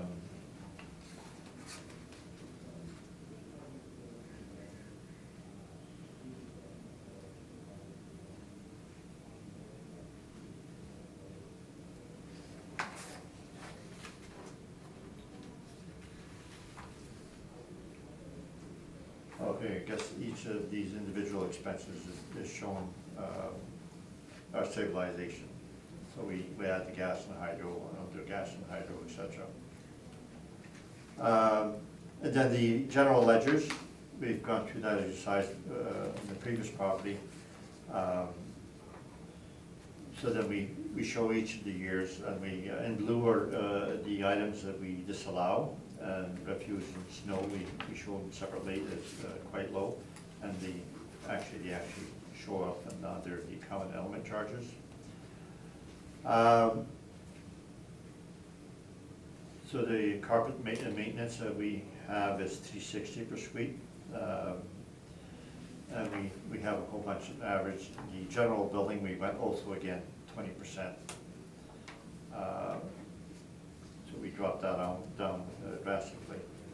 So page 8 is our stabilization page.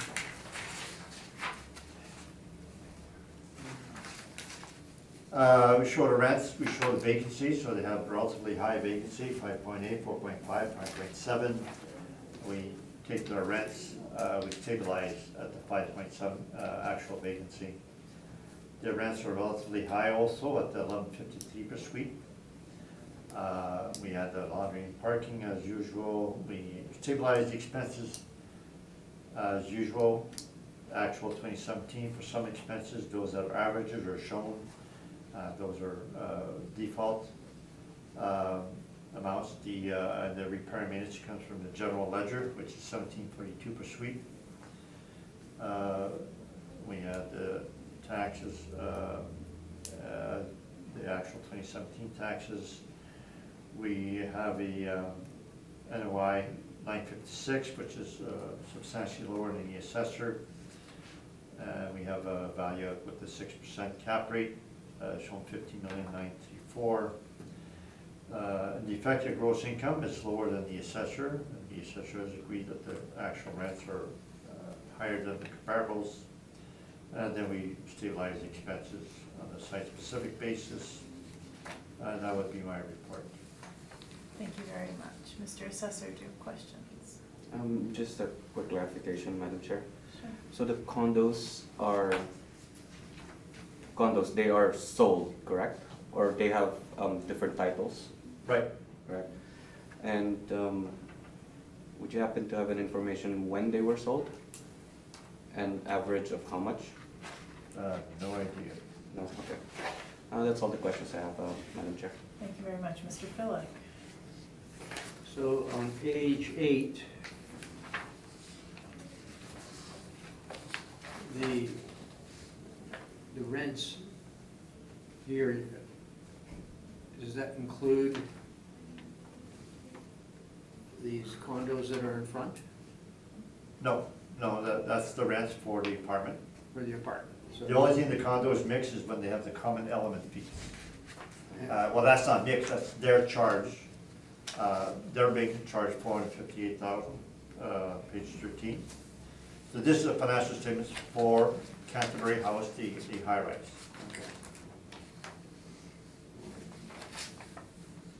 And that, of course, is what you use also, right?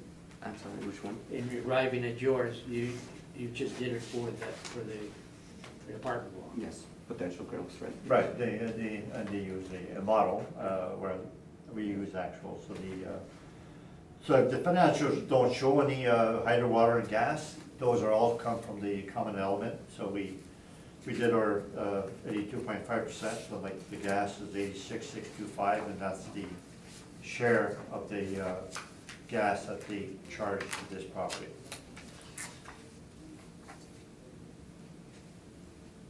Okay, thank you. Madam Chair, just another clarification,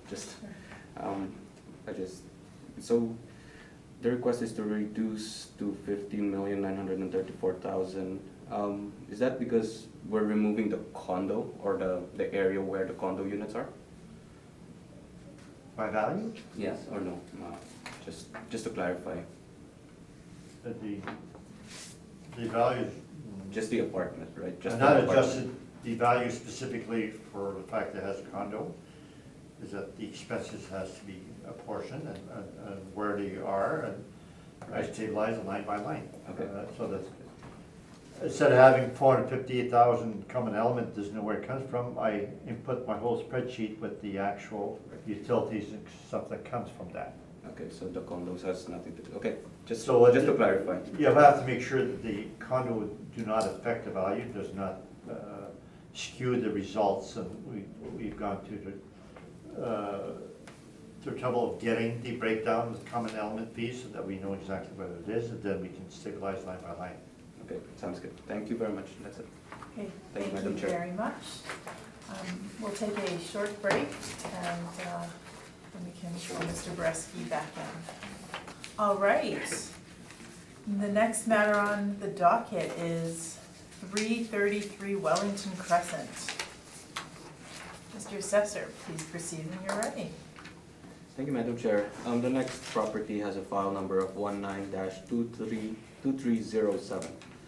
It has a roll number of 120-225-39000. It is located at 333 Wellington Crescent. We're dealing with the roll year of 2020 using reference date of April 1st, 2018. The property is assessed at $8,791,000. Has 2 buildings, 6 stories, an actual year built of 1954, a zoning of residential multifamily. The subject property has a land area of 44,680 square feet, a planned area of 8,480 square feet, and a gross floor area of 68,351 square feet. On page 3 are aerial photos of the subject property. On page 4 is the map. On top, it is the map of the subject property, where it is located. And at the bottom is the map of the comparable rents. On page 5 are the multifamily rent comparables. Again, they're ranging from $1,447 up to $1,741 average monthly rent per unit. On page 6 is the income valuation workup. The subject property has 49 suites with a monthly rent per suite of $1,452.78.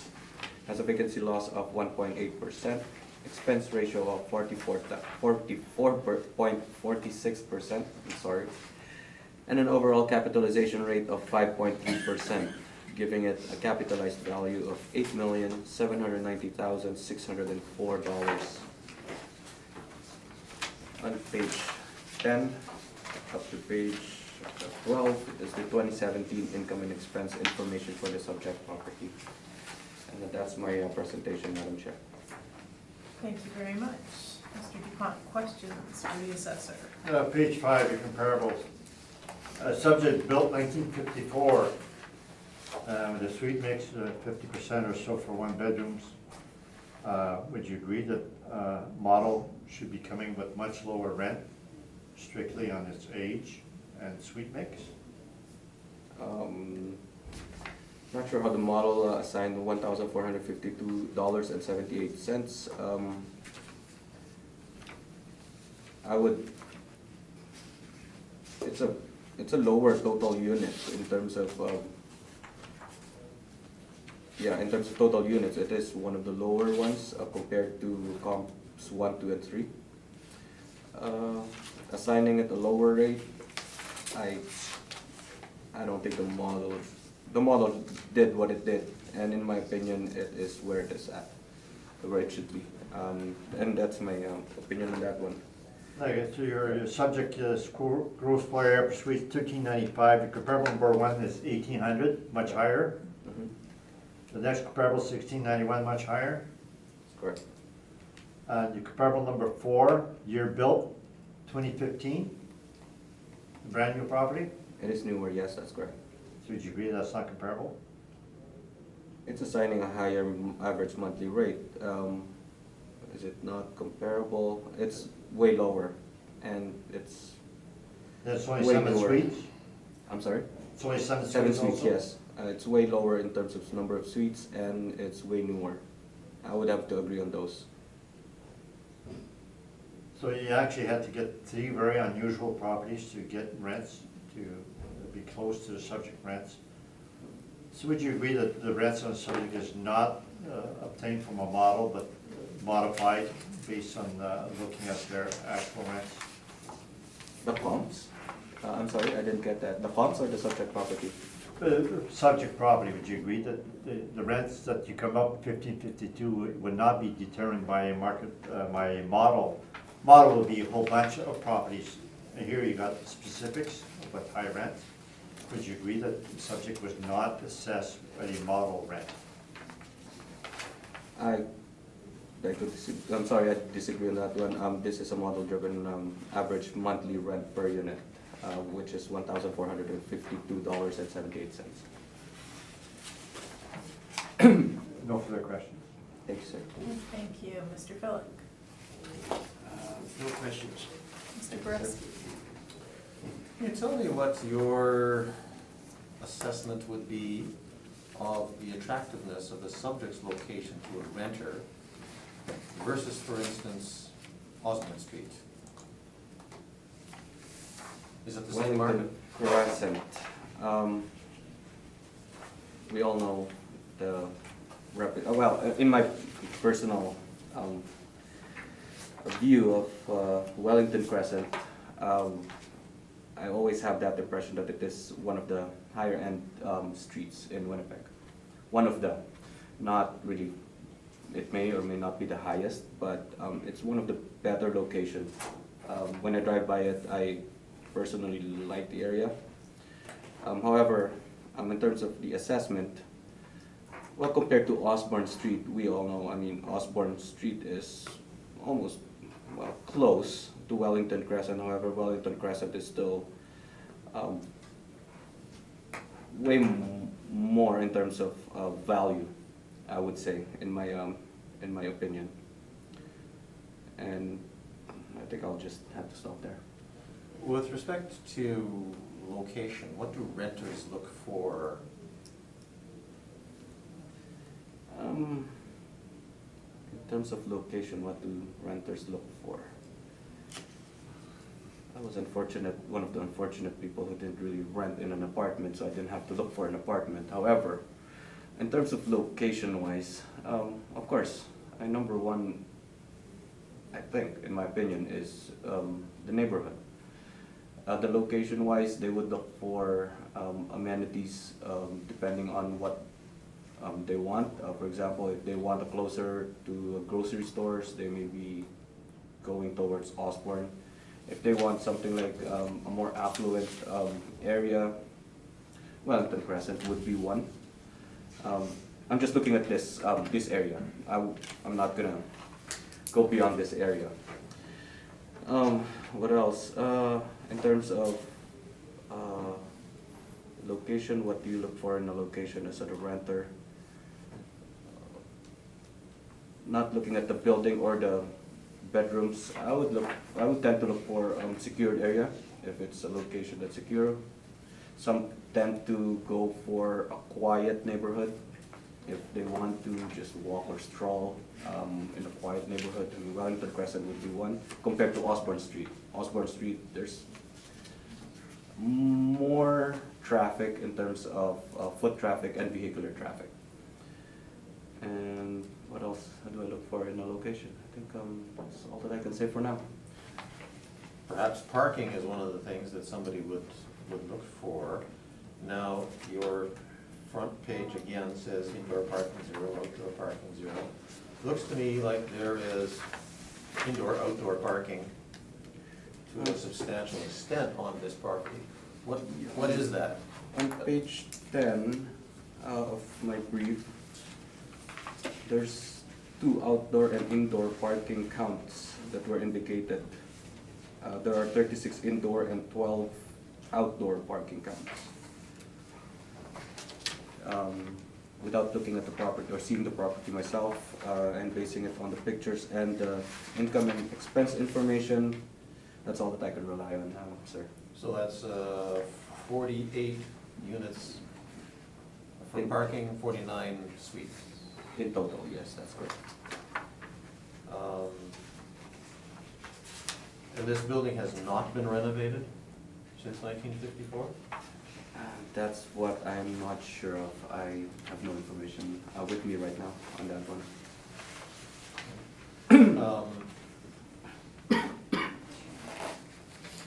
In that stretch of Wellington Crescent, is this one of the oldest buildings? I'm not sure, sir. I don't know if it's one of the older ones out there. Okay, thank you. Thank you. Just following up on what you were saying, I would assume also people want to be in that area because it's easier to get downtown, not that much different. A lot of people live in River Heights and Wellington Crescent because they can get to and from downtown very easily. Like it says right here, 17-minute drive home. Oh, is it in my brief or? Oh, In the other one. I didn't, yeah, it's pretty close to the downtown area. That's correct. Actually Portage and Memorial or wherever you go in downtown, yeah, it's pretty close. I guess we'll hear later on that there was due to high repair and maintenance, so obviously it might be that this property had been done, some repairs had been done to it based on some of the material there. Okay, thank you. Thank you so much.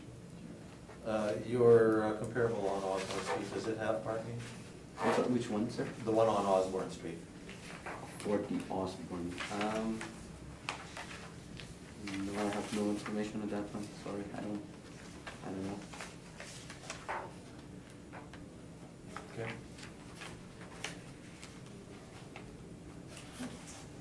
Okay, thank you. Mr. Dupont?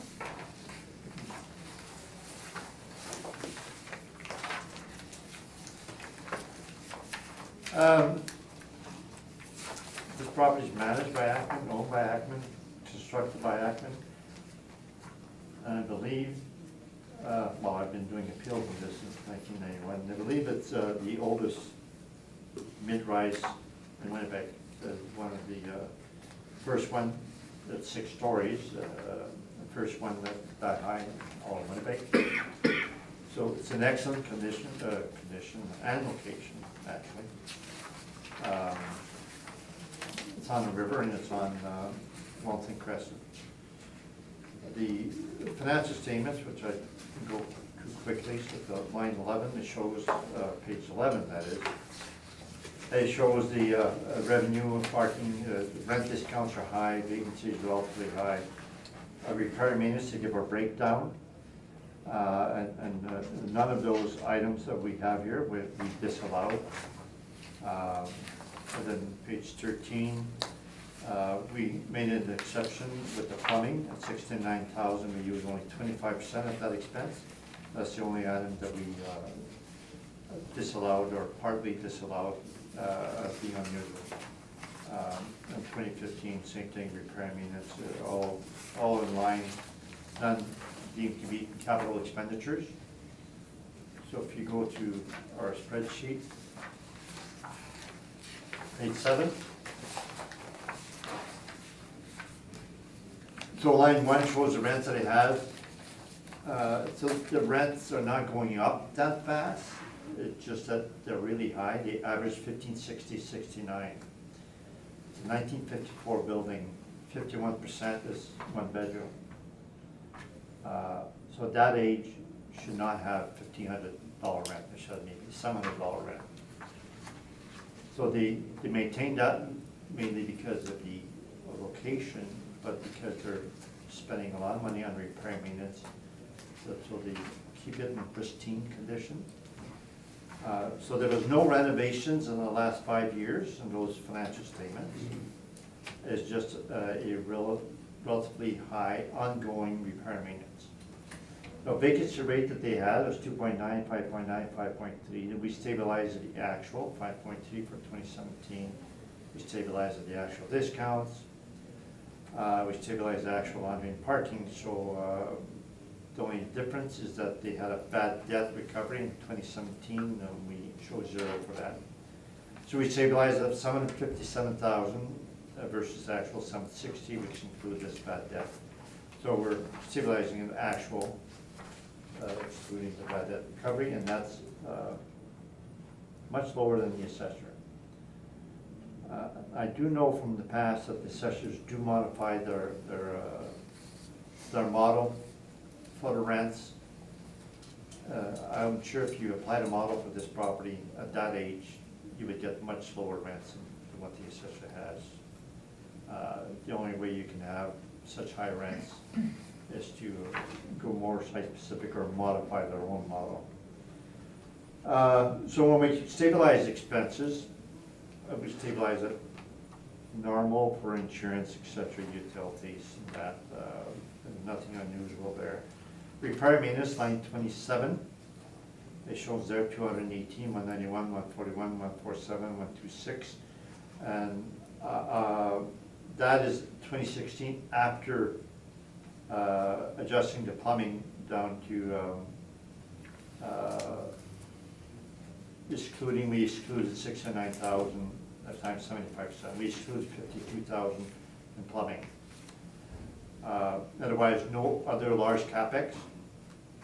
And we say ongoing high R&M to support the high rents.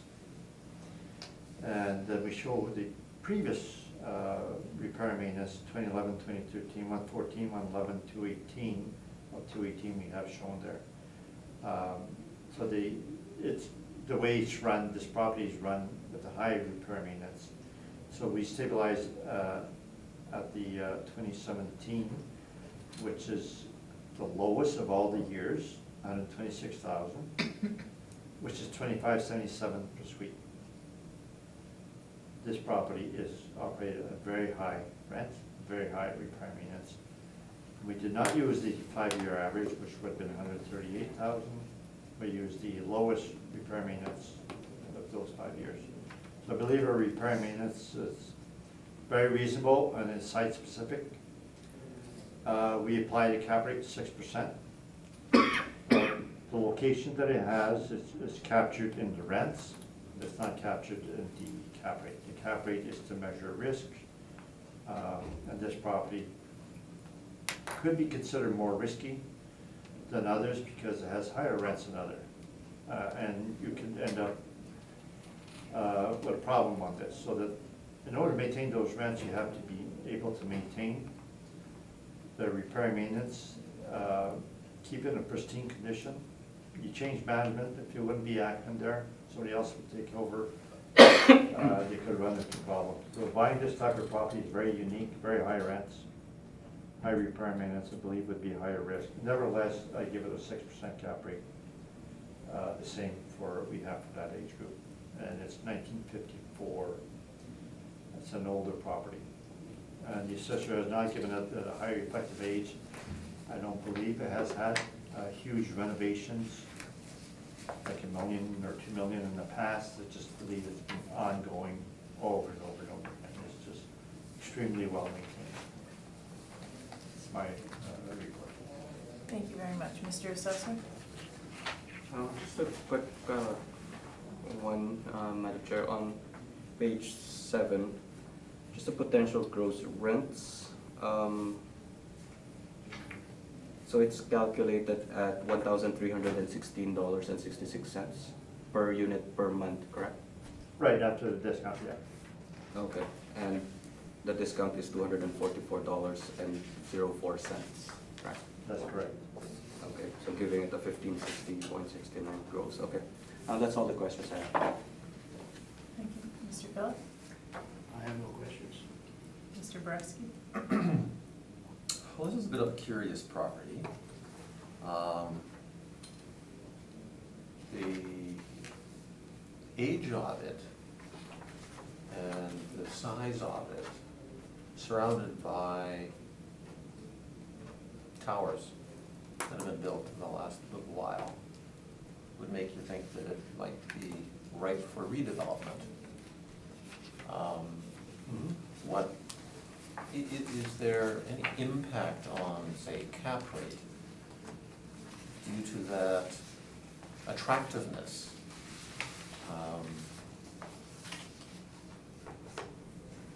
I'm thinking that this is curious though, because if they were letting it run into the ground because they're gonna sell the thing off and have it redeveloped, they wouldn't be putting the amount of money into it that they are for repair and maintenance. Yeah, I have no intention of ever demolishing it, otherwise I would let it go and milk it, whatever. That is your understanding, eh? Yeah. That they intend to keep maintaining this. It's only 1 Life. acre also, right, so it's not a big lot. But the land area,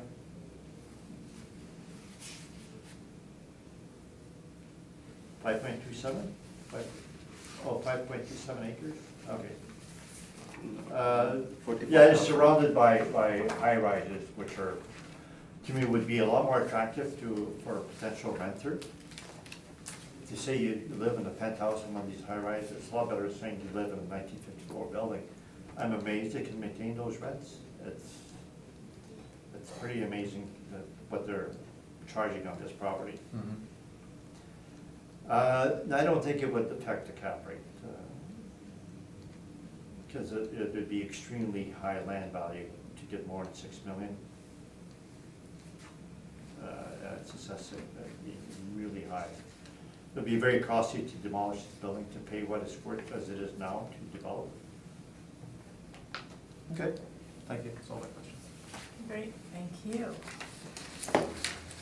And next matter, 271 Wellington Crescent.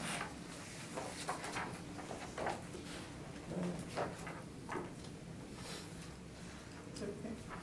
The assessed land plan area is 5.27.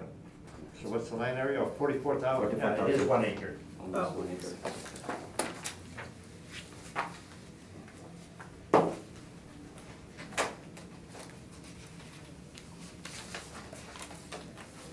Okay, let's try this again. 271 Wellington Crescent. Mr. Assessor, please go ahead. Thank you, Madam Chair. The next one has a file number of 19-2519 and a roll number of 12022552000. It is located at 271 Wellington Crescent. We're dealing with the roll year of 2020 using reference date of April 1st, 2018. The subject property is assessed at $4,265,000. Has one building, 3 stories, an actual year built of 1930, and a zoning of residential multifamily. has a land area of 14,925 square feet, a planned area of 10,483 square feet, and a gross floor area of 41,932 square feet. On page 3 is the aerial photos of the subject property. And on page 4 are maps. The top part is the map of the subject property. And at the bottom part is the map for the comparable rents. On page 5 are the rent comparables. I have 4 comparables. They're all ranging from $1,088 up to $1,561 net average monthly rent per unit. On page 6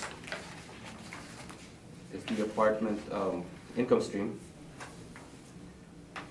The subject property has 40 units or 40 suites, has a monthly rent per suite of $1,085.80, has a vacancy loss of 1.8%, expense ratio of 45%, and an overall capitalization rate of 6.6%, giving it a capitalized value of $4,265,030. On page 10 to page 12 is the 2017 income and expense information for the subject property. And that's my presentation, Madam Chair. Thank you. Mr. Dupont, questions?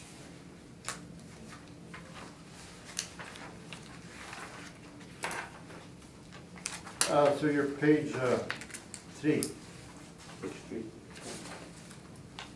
so you see the property lines that the subject actually encroaches on the property on the right side of the photo.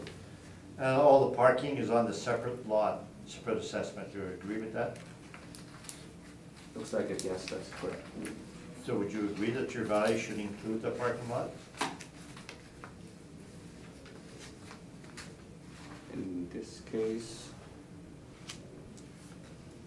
yeah, the small triangle lot right there, in between 261 and 271, looks like a parking lot.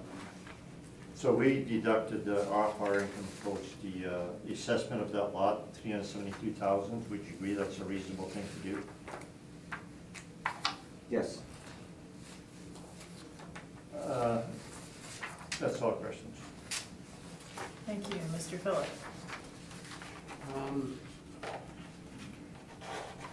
We go to page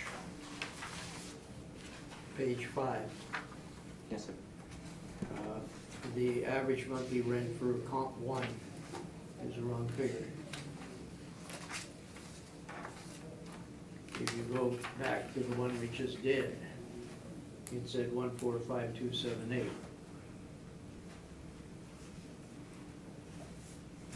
So I don't know where the 1,561 came from. The previous one is 14527. I'm just gonna double check that. That the $1,452.78 is a model-driven rent. And the 1561 came from the income and expense mailer. So how can you state that here, and then use a different figure when you do the comp? Would you use the same as what you had over here? No, we use the actual on the comps. We use the actual rents for our comparable rents. Okay. I thought we had adjusted, okay, in a previous property we looked at, we had made some changes. Oh, that one was the actual, sir. Yeah, we changed the actual to a different actual value. Okay.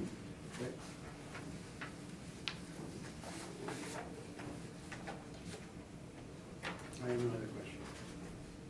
Mr. Borowski? Looking at your map on page 4, the bottom map shows the locations of the 4 comps, but doesn't show the subject. You don't have your little star there. Yes. Where is it? I left out that one. Relative to the number 1? It's close, yeah, it's pretty close to number 1. I believe it's on the It's on the right side, riverside. on the riverside, yes, that's correct. Okay. there's a green strip a little farther east on Wellington. I'm assuming that that is 261 as shown in your photo. And is that a public right of way? I think it is, yes. Is that a water taxi location? That what I'm not sure of. I haven't been there. I haven't seen that in Okay. person, no. What are the implications of this building having encroached so substantially on an adjacent property? Parking, the parking or on Oh, the other side? the apartment building itself would appear from this, I recognize this is an oblique photo, Yes, that's. but presumably, in fact, if you saw this from straight above, the building has encroached on the adjacent property. The right-hand side. Is that correct? On the right-hand side of the bottom, right, or? So it's a little hard to tell between the two Yeah, photos, like where is the They don't make encroachment? sense, the property lines are different. Yeah, if we look at the top part, it's kind of oblique, but it should just be right about there. Well, I know, Yeah. but Mhm. And then if you look at the top photo, you would Right. say the encroachment is on the public right of way. If you look at the bottom photo, the encroachment is not there. Right. It is on the adjacent building's property. So where actually is the encroachment? It looks like it doesn't, sir. Because if we look at both and consider both, if we're gonna look at this side, we should look at this photo right here. And then if we go on the other side, it's this photo that will show if it's actually encroaching or not. Are you telling me it's not encroaching on either side? Based on these two photos, it's hard to tell if it's really encroaching. Well, if Yeah, I look at the yeah. width. My of the page wall- 2 has something better. Yeah, Yours is the 3D, and because it's 3D, it's. Yes, it's cute. correct. Yeah, there is, well, without really going into the applicant's evidence or Mr. Dupont's evidence, yeah, it's hard to tell on my pictures if it's encroaching, but since I turned on page 2 or page 2 on Mr. Dupont's evidence, it looks like it has a little bit of encroachment on the left side. On the left side right here. So maybe to shorten this up, would I be right in concluding that you didn't do any investigation as to whether there is an encroachment, and if there is an encroachment, what the implications are for this building, maintained use of this building, redevelopment of the lot, et cetera? No further investigation was done.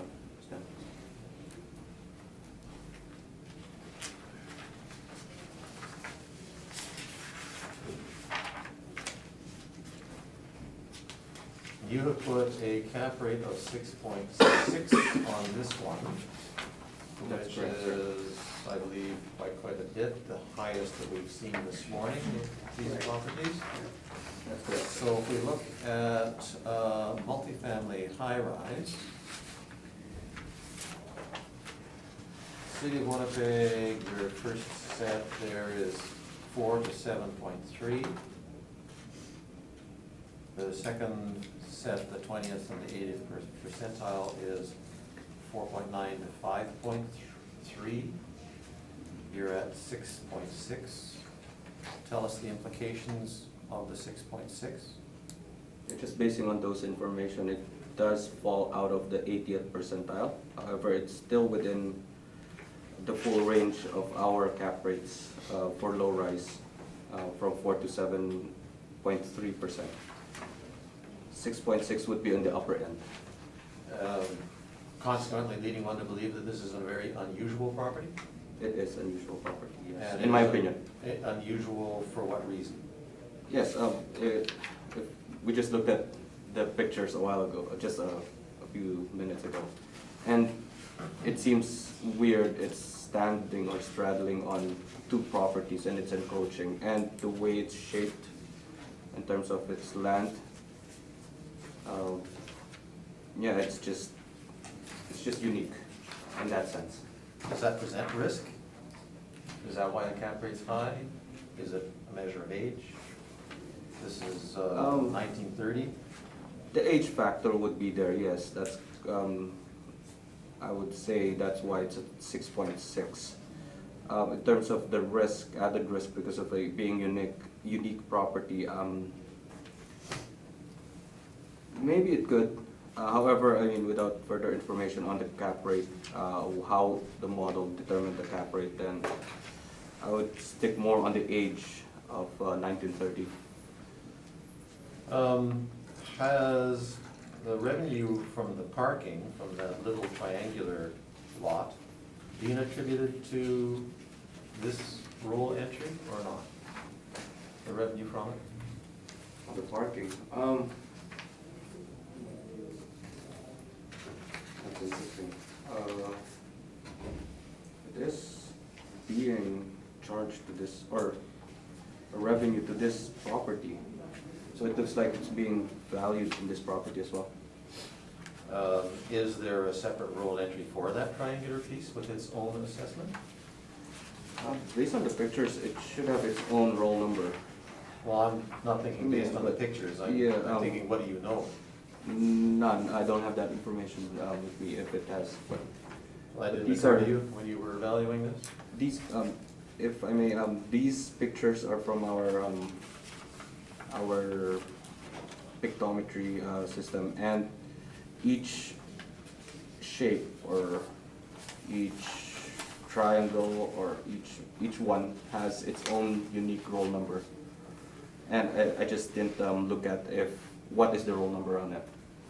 So the way it's set up is each one of these has its own unique roll number. So if the parking revenue from the little triangle is actually attributed to the subject here, how is the little triangle actually assessed? That I have no information. I wasn't able to investigate further on how it is assessed. Okay, that's all my questions. Thank you. Okay. Nope, okay, that's been answered. Okay. Let's proceed. All your questions will be answered here. I was hoping. I guess we right away is that page 21, we have another aerial photo with more close-up. It shows that the one corner of the building, it's right on the edge, possibly, top right, possibly does not encroach, or, but the left one does encroach. If they had to rebuild, it'd have to be within the lot lines and they get 25 feet each, so they would not be able to rebuild this property. So this property does not have very good redevelopment potential. Page 22 is the assessment on the subject. Page 23, it shows that the 4265, it shows on the map 4265, that's the subject. Sorry, where are you? Page 23. And it shows us simply Oh, yeah, okay. right there. So the lot next door is 372,000 on the map, and then page 24 shows the actual assessment on that property. And it's shown as a vacant residential, so the assessor normally values vacant residential based on the direct comparison approach. Well, we don't dispute that assessment, we just want to deduct it off the total value, because the total value we get is for both. And the property next door, 261 Wellington, the one that's 1,207,000, that's a green area, is shown as vacant residential. It's other, it is exempt, so that would likely be government owned. Now, the appendix, we can go through quickly, so page 10, I believe, is the chart of financial statement. It shows the rent and the parking, 6270. So it shows the parking for the property next door, so it's captured as part of the total value. You will notice that there's no expenses for encroachment. Oh, sorry, I'm trying to find the parking. Oh, the second item? Oh. Page 10. Not good at reading capital letters. And there's no encroachment fee. I do know on some land titles, some titles that I've seen in the past, they have to pay $1,000 a month or whatever. Yeah. But quite often, when it's built, they pay an upfront fee. On this one, it appears there was an upfront fee, and they have encroachment for the rest of its life, so it does not affect the income stream, this encroachment. If it were to be redeveloped, it would not be able to build the way it is now. You'd have to try to fit it in within the lines as allowed by the city, so the redevelopment would be very difficult on this one. Page 10 shows we allowed only 50% of the heating. In 2016, the heating on page 12 was 7,600, and here double, so we made an adjustment on that. So we have the breakdown repair maintenance for each and every year. And page 12 is at 2016. No large items. Page 15 is the same thing, no large items. We do not disallow any amounts there. Now page 16, we did disallow roof repairs for $28,000 in 2014. In 2013, we did not disallow anything to repair maintenance. Now, page 20, the front page, shows that the rents are $627 for a bathroom, $936 for one bedroom, $1227 for two bedrooms. That's probably high rents. So it's a really old building. It's getting relatively good rents, likely due to its location. So if you can go, see page 1, you see the photo, it's a really old building. Page 6, it's our, page 5, the cap rates. The assessor cap rate for pre-1946 is 6.1 to 6.6. Our cap rate, 6.25, 6.6. Our cap rate study does not have pre-1946. We accept the assessor's cap rates for pre-1946. And this is generally 6.6. They have maybe a couple, 6.1 is on the low end, I believe, probably for small suites there again. This is not the case, so here they want the 6.6, which is their normal cap rate. But we add 0.25% for lack of parking, because it's 48% parking only.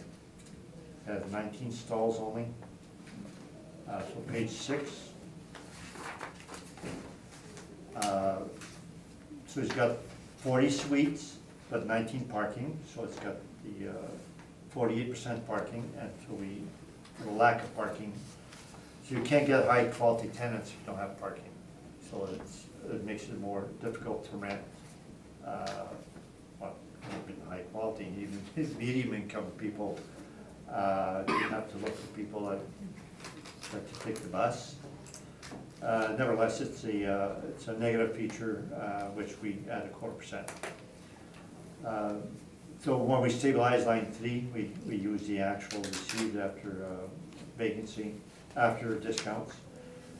The Sussex financials do not show vacancy, they show rents received after vacancy. So whatever vacancy it is, it's included. So therefore, we stabilize at whatever rent that they have. There's no big ups and downs. It's fairly steady over the years, over the 3 years. So I don't think there's anything unusual there in the vacancy. And we stabilize laundry parking as normal. And the expenses we stabilize as normal. Also, actual 2017 for insurance, utilities, caretaker, and taxes, it's our normal. We use the averages for the unusual, the items that vary quite a bit, the professional fees, sundry. Waste and snow, you can see snow there, it went up quite a bit, 5,500 1 year, and the previous year 2,200, so we stabilized at the 3-year average there. Repair maintenance, we stabilize at the 5-year average. That's after removing the roof and the 50% heating for 1 year. So those actuals shown on line 27s are after those items that we disallowed. And the repair maintenance is 1357, and that's what we have allowed, which is the site-specific rents that they have on this. So we capitalize at 6.85%, is accepting the assessor's cap rate at 25% for lack of parking. It gets a value of $2,848,000. That includes the parking lot, so we deduct $372, the assessment for that. So the subject, without the parking lot is 3476. So the 3848 value is both roll numbers, so we just deduct the parking lot to get the value of the property without the parking lot. So that's my submission. Thank you very much, Mr. Assessor. Questions? Just to clarify, Madam Chair, on page 6, so there's a deduction for parking lot, which is the assessment of 372,000, correct? That's correct. And also there's a 0.25% premium for lack of parking to the cap rate, correct? Wouldn't that be duplicate? No. If they had 40 parking, we would be deducting double the 372, because the parking lot would have to be bigger. So the value we have, 3848, includes both properties, and both properties have a lack of parking. And that's all the questions I have, Madam Chair. Thank you, Mr. Pellet. I'm still a little confused why you're deducting $372,000. The income approach includes line 10, the parking income. Okay, so if I took the parking income out, because it's a separate piece of property, I would get, I don't think if I did that, You wouldn't get I wouldn't get 372. $372,000. You capitalize 6270, less 40% expenses. On the income approach, we get a lot less than 372. So this 372 is based on the direct comparison approach, if it could be sold. So what we do is you get a value to the 848, which includes the parking. If they had that as one roll number, this would be worth 3848. Yeah, but that's why I don't agree when you say that it includes both properties, because they're both separate. And just because there's parking rent, doesn't mean that both properties are, I'm having trouble with that. The assessor has a separate roll number for parking. This should not. I would say that the owner should ask the assessment department to merge those roll numbers. The building cannot exist without the parking. You cannot have this property existing without the parking. And so wouldn't that make the whole property worth more when I added $372,000? Total property for both lots is 3848 by income approach. As if it were one roll number, as to put together, right? The assessor has deemed that we should split it.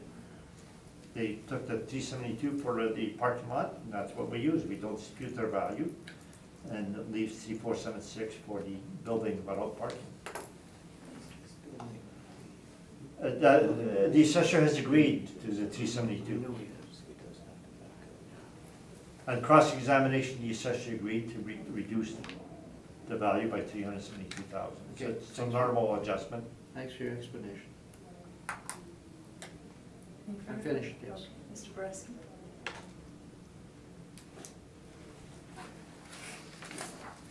Am I correct in understanding you said that you don't have any evidence for cap rates that go back as far as what the city is using, and that's why you began as your base, the 6.6, and then you're adding on the 0.25 to that? Right, so that, when we came up with a cap rate study, we were saying, are we gonna dispute that pre-1946 cap rate or not? We said, no, we'll accept the assessor's cap rates, and we'll adjust for specific factors, like parking or other things that we may find, so that we accept their base for this age group. And the encroachment didn't contribute to any higher cap rate as well? No, I think it's grandfathered in, it gives it much less potential for redevelopment. I don't know if a buyer in the market would give a higher cap rate for the encroachment. If there's a risk that the encroachment could cost them in the future, if you check land titles and he said they'll give you 100 years for encroachment, then all of a sudden say, hey, we can't encroach, but I don't know about that. So as of now, it doesn't cost them any money. So I don't think we should allow for extra risk unless we can show that it does have an extra risk. Okay. Are both properties owned by the same people? Yes, yes.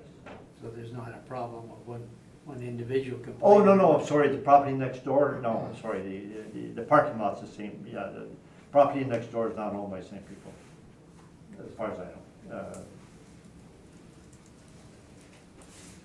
So they've got an arrangement with these people to rent that piece of property?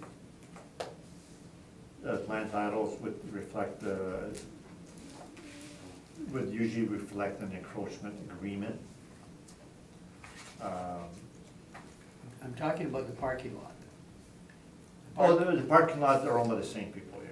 That's what I'm talking about. Yeah, not the property, Not the the- big high rise next door, okay. No, not the encroachment I'm talking about. Right.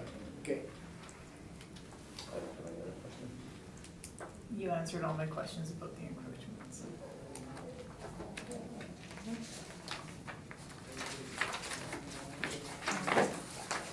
Thank you very much. Okay,